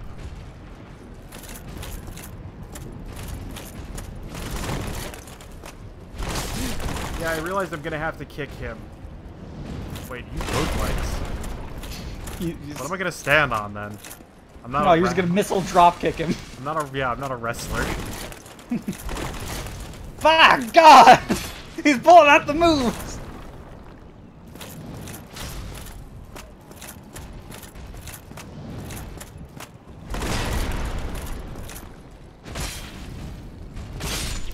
Hey, cool. There we go.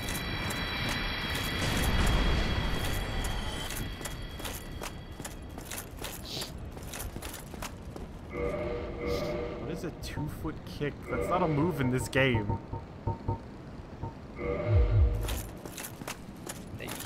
No, yeah, totally. Do the missile drop kick. Just forward, back, circle R. Is that a character from a game?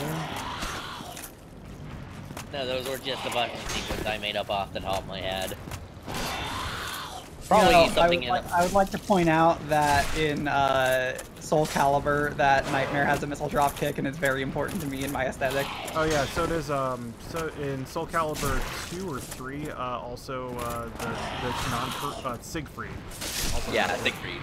I mean, yeah, but Siegfried is, you know, the man who is inside of Nightmare, so it makes sense that Nightmare had muscle memory, armor memory of his sick-ass moves. Well, up until the point where he became, then he possessed Raphael when Raphael died in a Turkish prison for the crime of being a Dracula. I mean, Raphael's had, like, Soul Edge junk in him, but, like, Nightmare's been an entity the entire time that Raphael's been around. Yeah. It is also worth noting as a result of that, though, that in Soul Calibur 4, the manga artist custom Oni girl had a missile drop kick. And she kicked ass. She was so good. More important, like, she also had, as a result of his moveset, just a fucking move where you punch them in the fucking face like the nerd they are repeatedly until they crash onto the ground. Nice. And with Nightmare, it's real scary because it's his big meat arm. With her, it's just a regular, like, tiny arm, but she's an Oni, so it still hurts like Nightmare's arm and it kicks ass.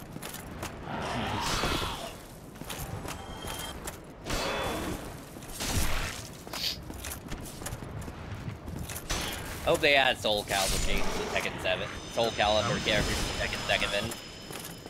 I mean, they added Geese Howard, so why not?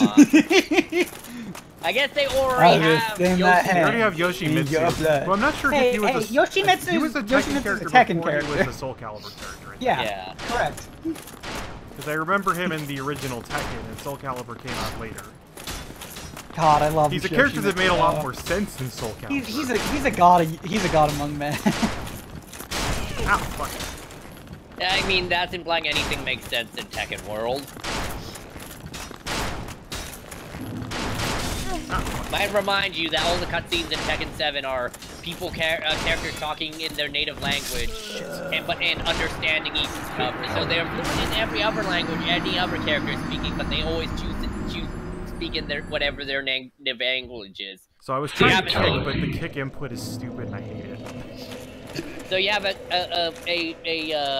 scene where like a Spanish Thai guy is talking to a British lady, and then Hiachi is there just speaking Japanese.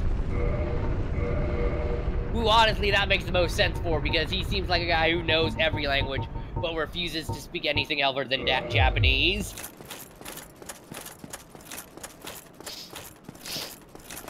Yeah, Bible thump indeed. Bible thump, Dan's game, baby rage.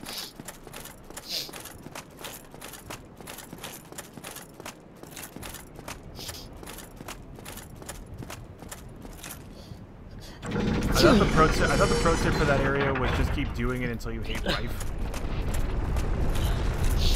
Sort of the greater pro tip for Dark Souls in general. Yeah, no, go ahead and share it. Yeah, if you... What is the actual thing you're supposed to do? I'm not specifically sure what the special pro tip is. I know the way I always do it. That's not necessarily a real pro tip, so I'm happy to have someone else inform you who knows more about it. I forgot what the kick command was and fumbled it. I've never really found kicking be good. Well, that's I can't stagger him, which is the only other way I could move. My thought is I need to move him off of the edge and get him out of my way. The way I've always done it is just go to the left, fight the man over there, and you can fight them by just blocking their attack and then hitting them. Yeah, but I tried doing that, and I died a bunch of times in a row, and then lost all my souls. Yeah, which is unfortunate, but that's just how I've always done it. Like, yes, we would like to know. I'm not saying it's better. I'm just saying that's how I do it. We definitely want to know. We're curious. What is the pro tip? How do the pros play? This better not be fight him till he dies.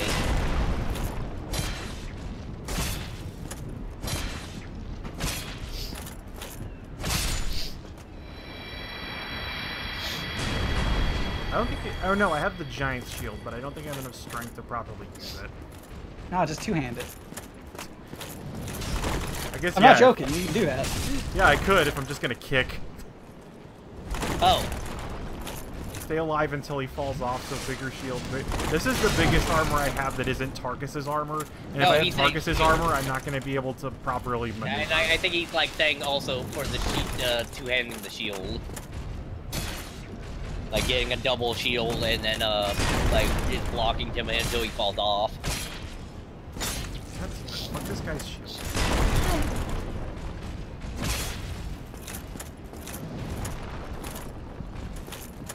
Oh, who vanished? Oh, there he went. I accidentally clicked something. Getting too feisty. And yeah, that's totally fair. If you just are bulky enough, he basically bounces off of your shields. Oh, so kicking doesn't even move. Does kicking not even work on Silver and Black Knights? Okay. I've never tried, is again the thing. Like, so I didn't know. This is my first time encountering them, so I have no idea. But yeah, if you're just a brick in their direction, they can't do all that much. That is, of course, with the fact that you can't be getting shot from behind at the same time. By the way, this part is really good fun with Soul Level 1 runs. Yeah, I imagine. It could be worse. It's not great, but...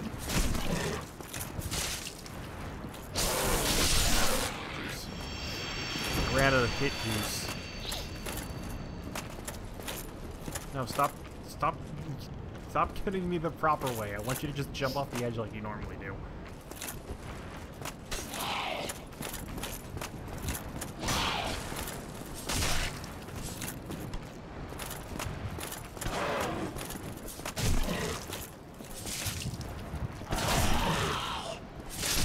Okay, he's like sparking as well. You hit him too soon, you don't keep stunning him.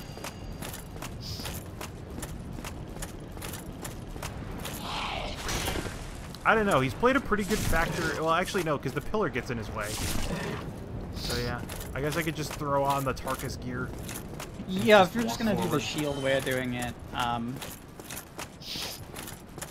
I think I have enough strength, actually. I think I have enough strength to use it, and I have enough equipment, or I have enough endurance to, like, not get, like, not stumble around with it, at least.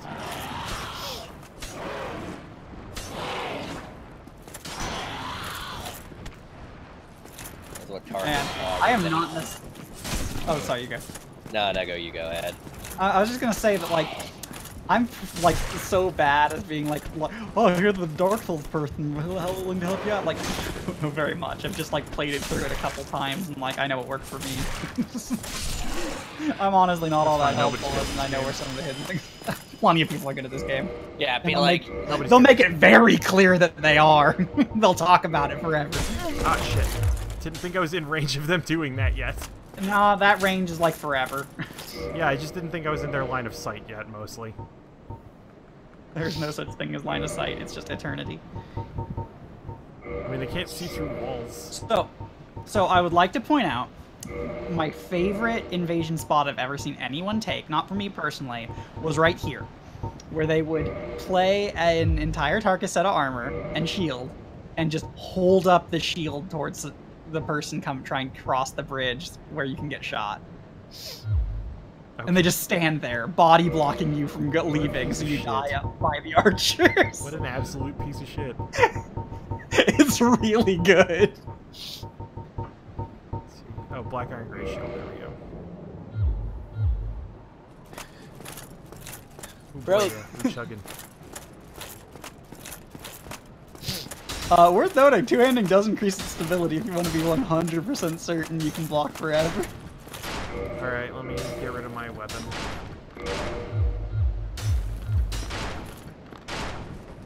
I think you have to main-hand it. Yeah. Is there one offhand? Yeah. The left is offhand. Which one's main hand? Right hand. Like, the Pyromancy Flame's in a right hand, the other one's in the right hand. Like, whenever you hit two-hand, you'll always put on the thing in your There right is, I think, one left-handed weapon in Dark Souls 2. Oh, I got a... Which has important lore ramifications.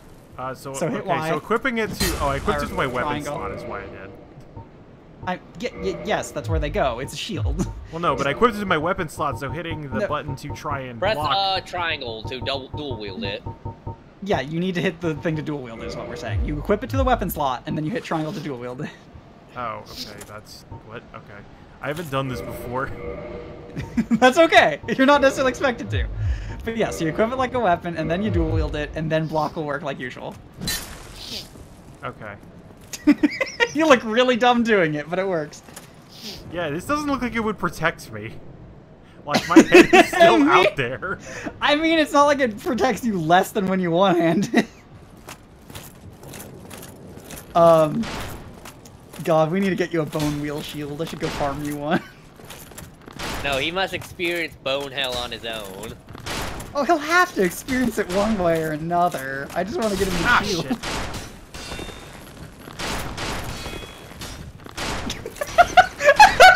This is the funniest thing in the universe to me. Fuck! So, yeah, the problem is that you still need to get up to him. You can the dodge problem roll was I through couldn't arrows. get up there because I got shot in the back, and that ate all the time Yeah. that I would normally spend running. Yeah, the knockback range is real. Well, no, because normally I'm able to avoid getting shot in the back because the other guy gets blocked by the column. It was getting shot in the back that fucked me up real bad. No, sure. At that point, probably the best thing would have been to dodge roll through it. Yeah, probably. I don't know. I also had fatty roll at that point. No, that's true, but it still has invuln frames. So. I'm not saying you played wrong. I'm just saying you played wrong. Fuck you. No, I'm saying that there's just always things you can look back on and like try and figure out a situation. I like that the fatty roll also has controller rumble It's really good. and screen shake.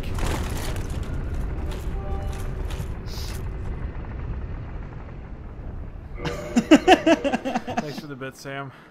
A reasonable donation. Yeah, it's your fault. Requesting forgiveness. Wow. Okay. Oh, it's because I have the great shield instead of the huge shield. Wow, yeah, the Great Shield is most of my encumbrance. Holy shit. Yeah, I mean, they're for hefty boys. It's just weird, like, the armor isn't even that heavy. I mean, to be fair, the armor is fitted pieces that go over you, and, like, are, like, essentially small plates, whereas the shield is just a brick of metal, the size of your body. It is a shield made of solid iron that is about an inch thick. You know, that was the thing about fucking what a great shield. Ned Kelly's armor, the bulletproof armor that had like tops and his that was each of that was it was like 4 pieces, each of which was a ½ inch of iron, and it weighed 100 pounds. It's actually on display in a museum. You can actually go and view it, and it does not look as good as it does not look as good as it's illustrated. Well, I mean, it was also shot to hell. Well, no, like I mean, even like the illustrations add a lot of like little extra bits that aren't there. Like the head was just a cylinder that had an isolate crudely cut into it. Listen, that man has statues built after him. Yeah, the statues look, yeah, the statues actually look a lot closer to what his armor looked like than the illustrations. I think I just accidentally activated the other way.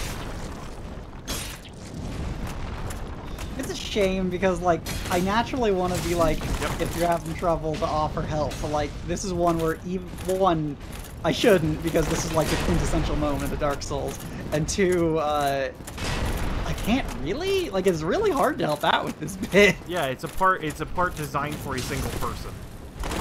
Like, the only part you can help out with is just, like, going first, I guess, and killing them ahead of you. But no, I can't do that, as much as, like, the frustration is unfortunate and reasonable. Like, I hated this bit. There's a reason people remember it. Yeah, I chop a US real good.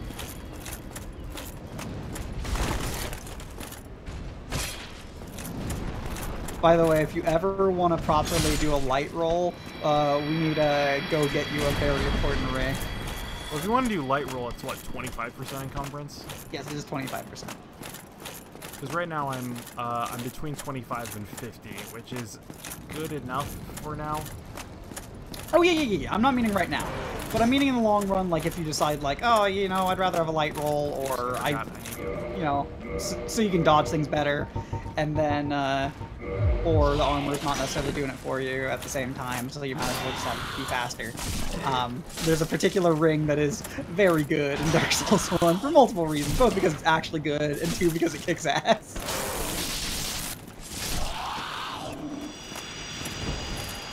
Alright, I keep forgetting I get health back when I kill things. By the way, where is the very special boy in relation to all this? Which special boy? The one who makes the hologram.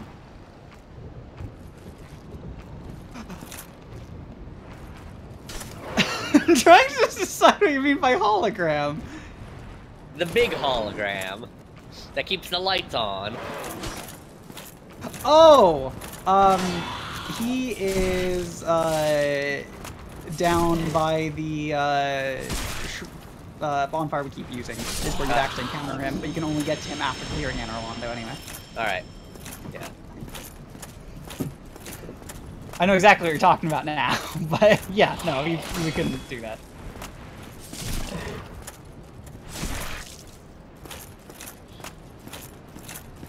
Because I know the special girl is inside the painting. Yeah, the incredibly good girl. The nice, sweet girl. The waifu material, yeah. The good girl, she loves her mama, loves Jesus, her boyfriend too. These two. How many times have you heard that in the last couple days? I actually have not heard that song. The song about was that song in Twilight? Because it seems like it should be. Or is that too expensive for them? I don't know. Those movies made a lot of money. I don't think he loves Jesus anyway.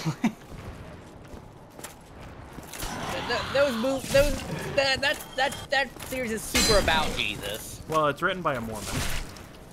Like, not as much as the one, like the rip-off version involving Jehovah's Witnesses. What? There's a Jehovah's Witness version of Twilight? It was on Best of the Worst. What was the name of that again? It was made by like this Italian guy.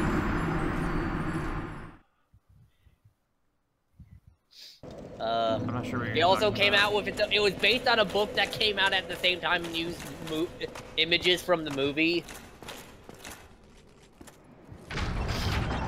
Wait, are you talking about The Last Vampire? Yes.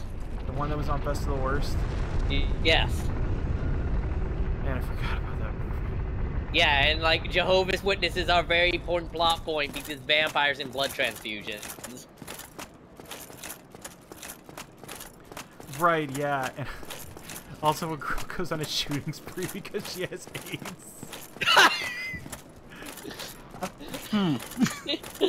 The one of the main characters having AIDS is a plot point, and it's very not handled well at all. Because the vampire wants to be a blood doctor. You know, for access to blood and also cure blood diseases like AIDS, which she has. Which you don't have, so you don't understand. And, Like, you know, literally, there's a point in the movie where she's like, I have AIDS, this affects me, it doesn't affect you, you don't understand it, and then she just shoots somebody. yeah, in the arm, but they're Jehovah's Witnesses, so that blood is gone. Like, they can't get that blood back. Yep. That's one of the things not known about Jehovah's Witnesses, they can't regenerate blood. I mean, more than like they can't get blood transfusions. You know what I mean? Yes. Jehovah's Witnesses like have a very limited quantity of blood. They can't bleed ever. Well, that has to do with like the fact that only 4,400 of them can get into heaven. Limited heaven, limited blood.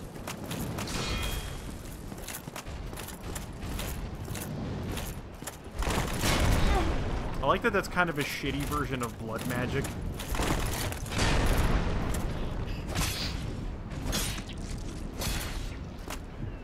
Because I remember like, I remember from like an animated thing. I think from Everything Is Terrible, or maybe, yeah, I think it was Everything's Terrible. They believe that Jesus was stuck on a pole, not on a cross. I mean, what is a cross but a pole with another pole? It's a lie made by the devil. Like evolution. And I think they also have something to do with like the fact that Jesus has come back, but he's invisible. I don't fucking know. What religion is this? I think it's Jehovah's Witnesses. Man, I don't know. Like, the big thing I know about Jehovah's Witnesses is that they're just really toxic. Like, they're really harmful to the people who are raised up in Jehovah's Witness and decide, like, they don't want to. They're toxic to people who would like to have any sort of relationship with them at all. Like, I'm not meaning necessarily romantic, I'm meaning just any interactions with them, really, for long amounts of time. There's a lot of cases where you could really accuse them of child abuse things. Like, there was the case where a kid died because, like, the parents wouldn't, like, were refusing to sign off on letting him get medical treatments he needed to live. Kind of sounds like a, I don't know, a cult. Yes. Yes, it is. You're not wrong. I mean, I'm sure there's like some Jehovah's lights out there. Sure. The Mennonites of Jehovah. Yeah. Oh, damn it. Not even like There are like people who are Mormon, and there are people who are really Mormon. You know? Don't I mean, get you got me all started the- on I mean, you Mormons. got all the- I'll offend too many Another people. cult that's allowed to run around and recruit is, well, pretty much all of them. Church of Scientology, what is it, I'm trying to remember the name of the one church that really, like, pro-rape for some reason. Ugh. I'm trying to remember the name of, the Tony Alamo Ministry. Which, That sounds like a wrestling fucking. yeah, well, Tony Alamo is... Stable, yeah. Tony Yeah. Alamo is, he's piece of shit, and also, yeah, he kind of sounds like a wrestler. He founded the church, and then he kind of went to prison forever for having a lot of child wives. Also, Matt, if you ever want to take this dude a little extra safely, you can just keep him trapped on that ramp for fireball at him. Maybe, unless he decides to start throwing lightning spears at me. I mean, sure, that's why you just, like, block until he makes a motion, and then you throw a fireball at him. Like, you just wait until he's animation locked. That's really what a lot of Dark Souls is. So how does the Tony Lamo ministry relate to the corporate ministry? Which was when the corporation and the ministry joined forces under Shane McMahon. Question for you. Does that Black Iron Great Shield have a better stability than the Stone Great Shield? Let me see. Or the Giant Shield? It's worth looking at them all. Stability. 71. 80, actually. Stone is the best. Yeah, I'm gonna double-hand it anyway, so... I love this weapon. Well, this shield, I suppose, but still, I love it. No, Genova is Sephiroth's mom. He was like... Get Genova's witnesses. Okay, no, technically, his mom was frickin', what's the name? Frickin', Vincent goes on about her. Like, Hojo had... Because Hojo's Sephiroth's dad. And she was this ancient thing that crashed down in way ancient times, and that's why, like, Meteor and shit exists, is to get rid of her. And then she's kind of manipulating Sephiroth behind the scenes to fucking fuck up the planet permanently. She would be the real villain of the game, but fucking, Hojo is responsible for every bad thing that happens in that game. Okay, now heal up. Thank you, Sam. And just creep around this corner. You're going to have to take a drop, but just, it's not a risky one. Just walk slowly. Oh, I see it. Now, here's a dickish thing. You do take damage, a very small amount. But if somehow you survived that and had, like, no health left, you could die right there. I'm seeing white light, which makes me think there's a boss here. There is not. Go through it. Yeah. Alright, let me put on my normal gear. There will be a bonfire coming right up. I do not want you to miss it, because otherwise you'd have to go through it again. Yeah. That would be... Yeah, because you're about to meet some boys. I'm about to crack a cold one with some boys. So, this area is very filled with Silver Knights. They're the main enemy you're going to be fighting for a while. Alright, well, at least I don't have to fight them on a ledge, hopefully. Yes! You do not generally fight them on ledges, and there's only a couple with bows. Most of them just have regular weapons. And I think most of them, like, they're, I think, less strong than Black Knights. Oh, yeah. You're going to learn how to parry real good. Let's see. Alright, I'll make a couple shots at it, and then probably need to sign off here pretty soon. Wow, those gauntlets are fucking heavy. Heavy is the gauntlet something something.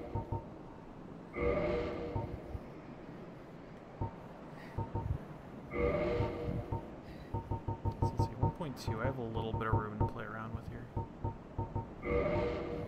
I'm over half. Let's go back to 50 mask, whatever.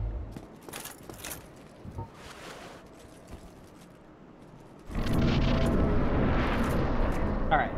Make a hard left. There will be a door, not right there, but like it's along this wall. You're going in there right away. No delay. Oh man, a door.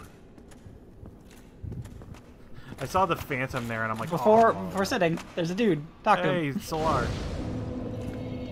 Bonfire's fucking lit, fam. Oh, there you are. You've been quiet these days. Smooth summoning out there. Anytime you see my brilliantly shining signature, do not hesitate to call upon me. You've left me with quite an impression. I would relish a chance to assist you. I think I love you, Solar. I think you might say just another thing. Tarkus, but I love you. Most people say at least two things. Oh. Most people say at least 2 things. You really Also, yeah, are Tarkus fond of kicks ass. chatting with me, aren't you? If I didn't know better, I'd think we had too many I love this boy. Jimmy, pretend you didn't hear that. Nice. He's very good. He's wholesome. He's wholesome pure. family entertainment. If he did a shoot, he would be listed as family friendly. I should probably kindle this shit, but I don't have any humanity. So I guess we'll just be going through here with 5 Estus for a while. I mean, do you have any hard humanity? I might have. I think I spent all my twin humanity because I kept getting fucking owned by that fire. And you only have 1 hard humanity, a regular. Let me see. I have a twin humanity. I guess I can do that.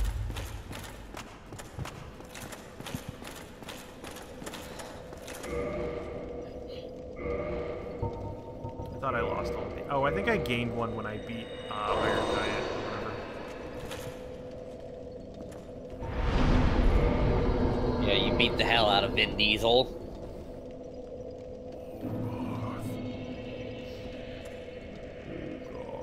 I can't do whatever that voice is because I'm not a 100-foot tall giant.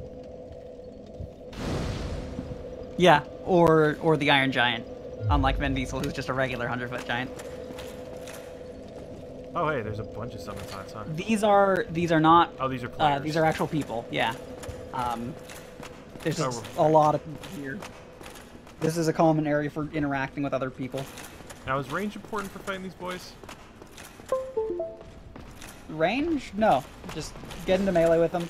Now watch when you're in melee. Just block them at first, and just kind of watch their patterns. You're really looking for their like sideways slashes, not their jabs. Wow, that shield bash drains a lot of stamina, huh? It's specifically designed to, like a kick. So you see, like when they do sideways slashes, there's points when they like start to twist their hip, and that's when you parry. Alright, I'll have to take a look at that. If you get really close to dying, just regular fight them. Like get your back up, heal them, regular fight them. Like it's not worth wasting your humanity if you can help it. Oh, I think I managed to parry his shield bash somehow.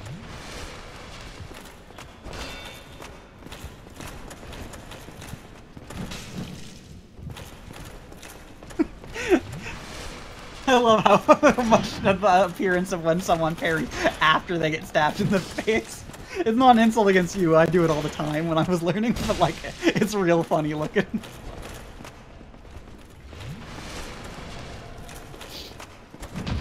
Can you imagine that the parry Hey. timing in Dark Souls? Wow, wait, that did not a lot of damage. Oh, but that did. Oh, the second hit. Wow, that is. Yeah, you will generally one-shot these boys when you parry them, if not just nearly kill them. Matt, can you believe the parry timing is even tighter in Dark Souls 2? So that one was actually pretty Parry in straightforward. Dark Souls. Once I learned what the tell was. Yeah, you just gotta, whenever King Hippo opens his mouth. Huh, we're in a generally empty room. Weird, what? There's definitely no secrets.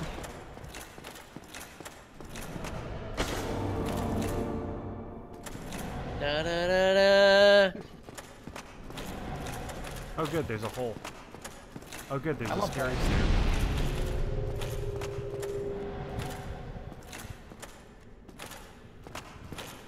And I hope a great night doesn't come out of nowhere just to own me. No, it's just a dark room. Be wary of death. Yeah, it's just a dark room. Death is certain, Matt. That's a good chest. Spirit Oh, shit. impulsion. Well, you're getting Hovel's equipment. Okay, there's a decent chance they have no idea where you are. We'll see how this goes. Hovel. Yeah, Hovel is like the heaviest of the heavy equipment, and Dragon Tooth is That's a mimic. a brass knuckle. That Dragon Tooth is... No, it's a huge-ass club. Oh yeah. This- What am I thinking of? Which it's is a like the, petrified dragon club. what am I thinking of? Is that is like the thing that you put on your fist. What is the particular name of the one? Oh, I know where it is at least. The Dark Spirit got some free humanity. Good job, boy. I just know that the chain goes down, because after I encountered a mimic, I looked up what the mimic model looks like. My favorite thing about Dark Souls is it only takes once to be traumatized by a mimic before you start checking every chest. Yeah. Hey. Like, in Dark Souls 2 and other ones, like, it's like, oh yeah, you know, I'm not worried about any chests. And then the one time it happens, you're like, fucking chests, fucking chests.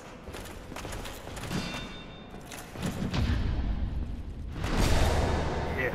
You might not kill him, be ready in case you didn't. I didn't.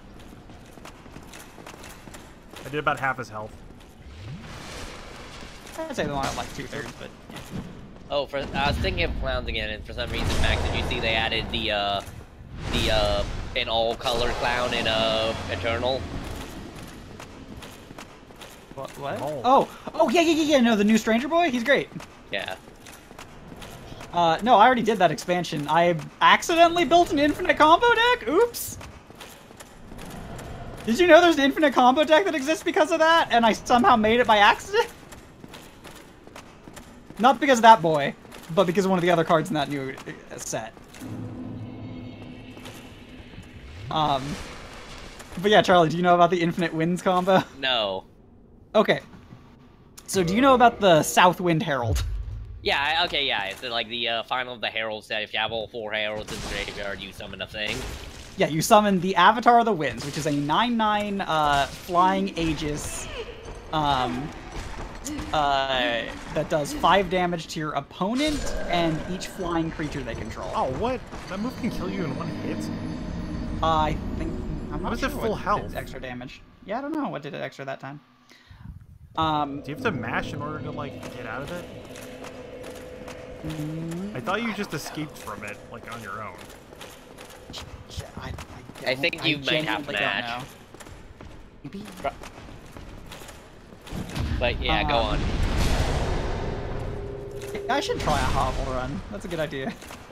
But anyway, so the Avatar of the Winds, in addition to doing 5 damage to your opponent's face and all their flying creatures, it also has an ability that whenever it does damage to your opponent, you get to play a spell from your void for free. That includes the 5 damage it does when entering. So, And worth noting, unlike... mash to get out of it. Okay, that's good to know. Worth noting that unlike Magic, you know, things that would cost a card from the graveyard, it does not exile it. Because there is no exile in Eternal. Yeah. So, if you have the 3-mana blue spell that creates a token copy of a unit you control, you can make it copy your Avatar of the Winds to make another one that does 5 damage to your opponent's face and lets you copy Mirror Image again to make another Avatar of the Winds to do 5 damage to your opponent's face, which then copies another the same Mirror Image again because it's still in your grave, and you can just do this forever until you just drain them out 5 damage at a time. Oh, he did this fucking spinning star kick. Asumaki Sampuki. I love that it makes this stupid laugh when it does the normal kick. Love this boy. So, my proudest moment of invading in Dark Souls was I fought someone with way better equipment than me, and they were way stronger, and I was gonna lose in a straight-up fight. But so then I backed up to a Mimic that he hadn't activated yet, and just guarded my back to it, and his weapon was big enough it swung through me and hit that. And so he had to fight me and a Mimic at the same time. Nice. You got a magical club! Well, a culture club! So, I'm in Magic my club. I mean, pseudo-spoiler, this is not the last Mimic in the game, but next time we encounter a Mimic, I want to show you something cool. Why is this 999? Is that its weight? Yeah, it doesn't break. It can't break, okay. that's its durability. Yeah. How much strength does it need? Also look at that lore. Oh yeah, let me look at the lore. Lower percent You're run. already strong enough. The heaviest weapon to carry is the Dragon Great Axe. Created from an everlasting dragon truth, the legendary hammer of Havel the Rock, the dragon tooth will never break as it's harder than stone and grants its wielder resistance to magic and flame. Also, yeah, check out that occult club. I think does occult scale with faith or? Let me see. Yes. It is the further form of a holy weapon, however, it does not have the holy quality for dealing with undead. Yeah. Effective against most foes, is easily handled, can break the guard of a shield. However, one miss makes wide open, so It's a club. It's a Yeah. club that's been enchanted with occult energy. Yeah. Also check out Hovel's shit. Look how fucking stylish. Oh, I think, yeah, you also fight a guy earlier in the game with this. Who has Yeah, this. you fight Hovel. Oh, that was Hovel? That was Hovel. This is like his spare shit. Like, the dude you fight is actually Hovel. Nice. I'm also gonna go and up my endurance so I can carry more shit, because I think I have enough to level. You should also check out the rest of the pieces of his equipment, like you got the entire armor set, and it... Yeah, I just want to spend my I like how you before... killed this fucking badass who's been on Lando and Orlando and back in like the first fourth of the game. I mean, he's not joking around. If you get hit, even for a while, like even at this point, he'd still do a lot. Yeah. And then additionally, like he's super hollowed. Like he's out of. Additionally, he's just super hot. God damn, he's hot. He's very fuckable. Oh no, he's hot. I mean, yeah, just look at his weapon of choice. If that boy Slim. Yeah, you should put on the entire set. Yeah. Hovel is like the super heavy dude. I mean, his title is Hovel the Rock. Yeah, but Iron Tarkin is Iron is harder than rock. That is, Yeah, that I is mean, why true. That is why that style of music However- is called metal. However, well, it's more tough than rock. It's not actually. Oh, harder, yeah, per se. I never noticed But- that. I never got. Oh. Because it's harder than rock. Wow. Okay. Yeah. So the reason why this is sturdier is a couple reasons. One, in that it's Wow, like I am at bricks. maximum encumbrance. Yeah. So it's literally. Oh, you also did. I think you got a shield too. I can't equip the shield in the dragon You can equip it suit. just to show it off. That's too many things. You can equip it just to show it off. Let me see. What is this thing? Hovel's great. Holy shit. That's 26. Whatever. I don't even have enough strength to wield it to hold his shield. Batty ahead. His shield rules, by the way. Like, I think it has a special ability if you're two-handed and do something with it. But anyway, so, yeah, so this is... You see how thick the pieces of stone that make up his armor are. Like, there's a reason why it's some of the sturdiest shit. Now, this is not to say it's the most strong defensive-wise. There's sturdier armor when it comes to pure defense Does it have, when like, you upgrade higher everything. poise or whatever? It has the highest poise in the game of anything. Gotcha. Like, people would use it in PvP just because nothing could knock you down. It's hilarious. The other thing is that the actual construct of his armor is dragon scales, because as they noted out in the intro animation, Oh yeah, I forgot to dragon touch scales are upon the literally lore. made of rock. Carved from Yeah. solid rock, the enormous weight is matched only by the defense they provide. They never flinch, nor... Or at least partly dragon scale related anyway. The It might just be dragons are inspired basically by it, but they did mention that, yeah, they're basically made out of rock in the opening. They're basically Kid Rock. I might be over-exaggerating some of the things. Again, I'm not, like, a foremost scholar, but, yeah, from what I picked up. You do from not the take the form of scholar. Yeah, No, I take form of Steam! Buy all your convenient games on me. Okay, yeah, now that I understand the timing, it's Yeah, see, pretty easy to that's... carry. I had an awful time with them until someone just told me, like, yeah, wait for the hip turn. And it's like, oh! And now you know also how to Back fight a Black dude. Knight. Yeah, they fight in the exact same Ooh, method. Silver Knight's strength sword. That's actually pretty okay. That's not a bad weapon. What think it's are supposed to be swords strength. based on? They Well, extend your Depends. strength. Normally a somewhat mix of the two. Yeah. And then if you like have them like upgraded for like the holy orb stuff. Oh wow, that's actually better than my axe. The bigger the sword, the more likely it's strength-based. Yeah. Check it out. Yeah, scaling E with strength, which is unfortunate. Oh, and it requires more dexterity to even use it all. Yeah. reasonably. It's a more dex. If you got there, it's not bad, but yeah, this one's actually a more dex-based one. This is a good sword, though. It's real good. Oh yeah, it's like really good, but Yeah, that's fair. Wait, when you go up here, though, go slowly, and then look about. Just because there's a bunch of things that could be around here, but there's one thing I'm trying to find in particular. it's a chest. Okay, I think that might be it. All right, great. That's a Don't mimic. hit it. Don't hit it. Why? Check in your inventory. Check your usable items. I have dead. I'm looking to see if you have a particular item.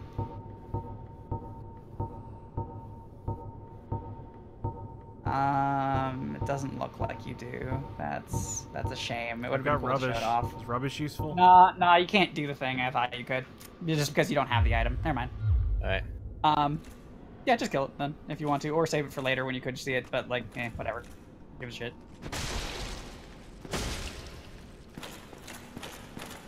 I mean, I'll just tell you it since it's not like a big secret. It's just kind of an interesting thing that no one really knows about. There is an item called Lloyd's Talisman. Lloyd's Talisman, primarily a anti-PvP weapon.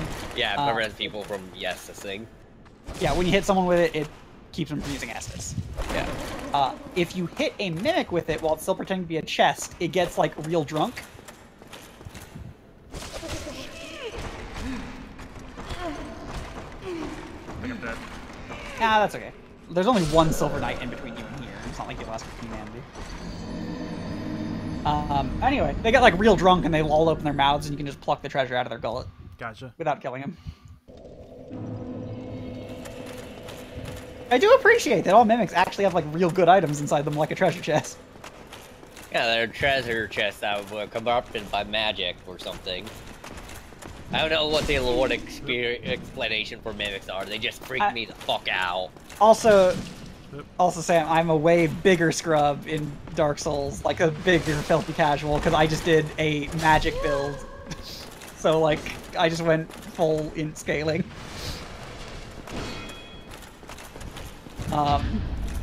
And just like used an enchanted rapier rather than whenever I didn't want to use laser beams. How's it like the little drum beat that like lets you know like yes you did the parry? Yeah, that's really helpful and good. You did Unfortunately, there aren't that many like good people to parry, but Silver Knights and Black Knights are like super easy. Once you know the hip wiggle, because God, I still don't even remember why I picked it up, but when someone mentioned it, I tried it and was like, holy shit. The world is clear. Oh, there's another chest over here. Is it a mimic? This chest is also a mimic. Everything is mimics. My son is A lot of also mimics named here. Mimic. You can't just say everything's a mimic. Once it bird. Remember those like I'm like fan- half tempted to pull out the Great Dragon Great Axe and just smash it. I don't think that would Fucking do do enough it. damage. Do it. Do it. Do it. Do it. It doesn't matter. Who cares if you die? Just do it. It's gonna be fun. Alright. Let's see. I'm still way above encumbrance.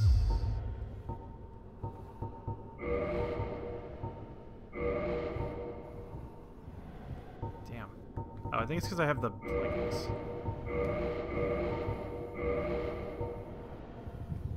There you go. Yeah, I'll do it. Alright. Look, Dragon Tooth will not make. Oh no, you need to two-hand it. Don't worry. It Unfortunately, bounced off because you're I too did a weak. little enough damage that it didn't aggro. Yeah, you're too weak to wield it in one hand, so it didn't work. Okay. Yeah! If you do it again, it should kill it, actually. The question is if you can land it, but... Oh man, you stagger it! Holy fuck! That ruled. It's like it's really huge or something. You got a gold I coin! don't know if that is important, what that means. I guess I Well, can look at at lore menu. Is it a consumable? The gold coin of the Allfather Lloyd. Ah, always trust in the Lloyd.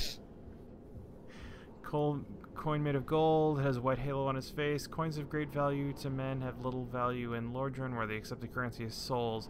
Those who dream of returning to the outside are fond of carrying these around. Alright, so all coins are good for, as you know, the big snake boy with a meat mustache who eats things. Oh, yeah. Oh, well, he might also Needs be able coins to for give it to the bird. And like you'll get. Can you give? I know you can give like rubbish to the bird and shit to the bird, and he gives you stuff. Yeah, I mean, there's a lot of stuff he'll take, but I don't think that's one of them. Like, I'm pretty sure coins have value Shit. to, Well, whatever. rank. It's really easy to get my souls back. Yeah. Again, there's only one Silver Knight. I forgot that I didn't lock onto him, which is why it was really hard to hit him. However, at this point, Matt, might I suggest that you go to bed? I'm gonna kill this mimic and then I'll do it. Alright, fair enough. Like, because otherwise I might forget to get my souls back. I mean, you'll see him in the process, but that's fair. Don't just keep running. The Silver Knight will see you. Oh shit! Right, Silver Knight. Make sure he didn't follow. Like, he might not. Yeah, there he is.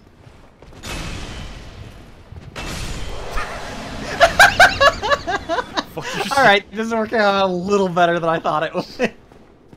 Also, worth looking, Silver Knights give exactly 1,000 souls. I did. So see it's that. real So easy to farm right here. They're a little less experienced. They're a little bit less experienced than the Stone Boys.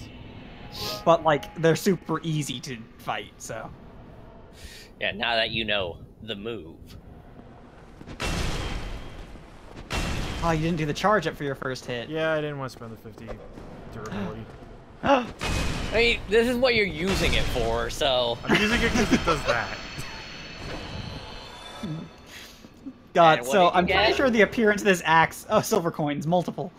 I'm pretty sure the appearance of this axe is based on the appearance of another one from Demon Souls called the Dozer Axe. Which is also just a huge blunt wall in an axe shape. It's real good. How much durability I break? Oh man. Alright, I didn't use that much because I only used the smash like a couple times. Yeah. Oh man, I love that he could just fucking destroy the other boys. Which is this? This is 11.7. This is 15. Well, remember, they're armor and you have a big blunt weapon. You know, get high. Blunt weapons every day. Yeah, tasty. I'm at 28. Oh yeah, but I have to put the They keep talking about the Dragon Tooth for good reason, because the Dragon Tooth is just... I love its moveset. It's real satisfying. It has a weirdly vertical moveset when you're two-handing it. I mean, yeah, I would expect it to be vertical. You know, like, you know what moveset in any of these things that really surprised me is in, Oh, wait, what? Wrong room. Excuse me.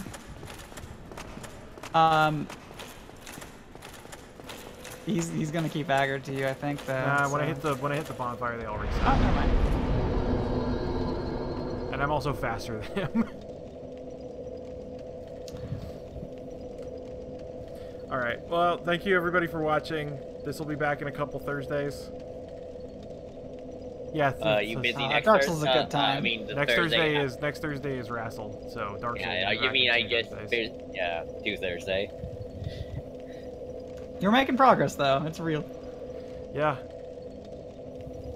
Just keep edging forward a little more every time.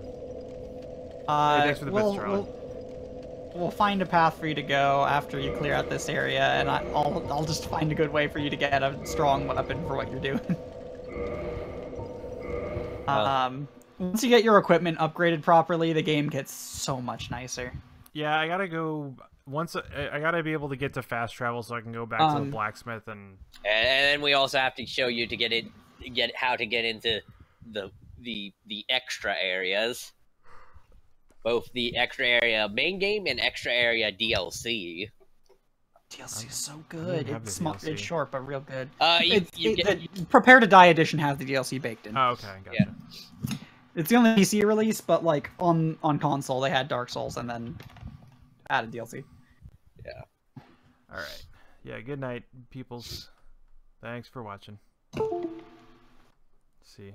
You know, I will admit, I was tempted to invade you, either to actually invade you or to give you shit. But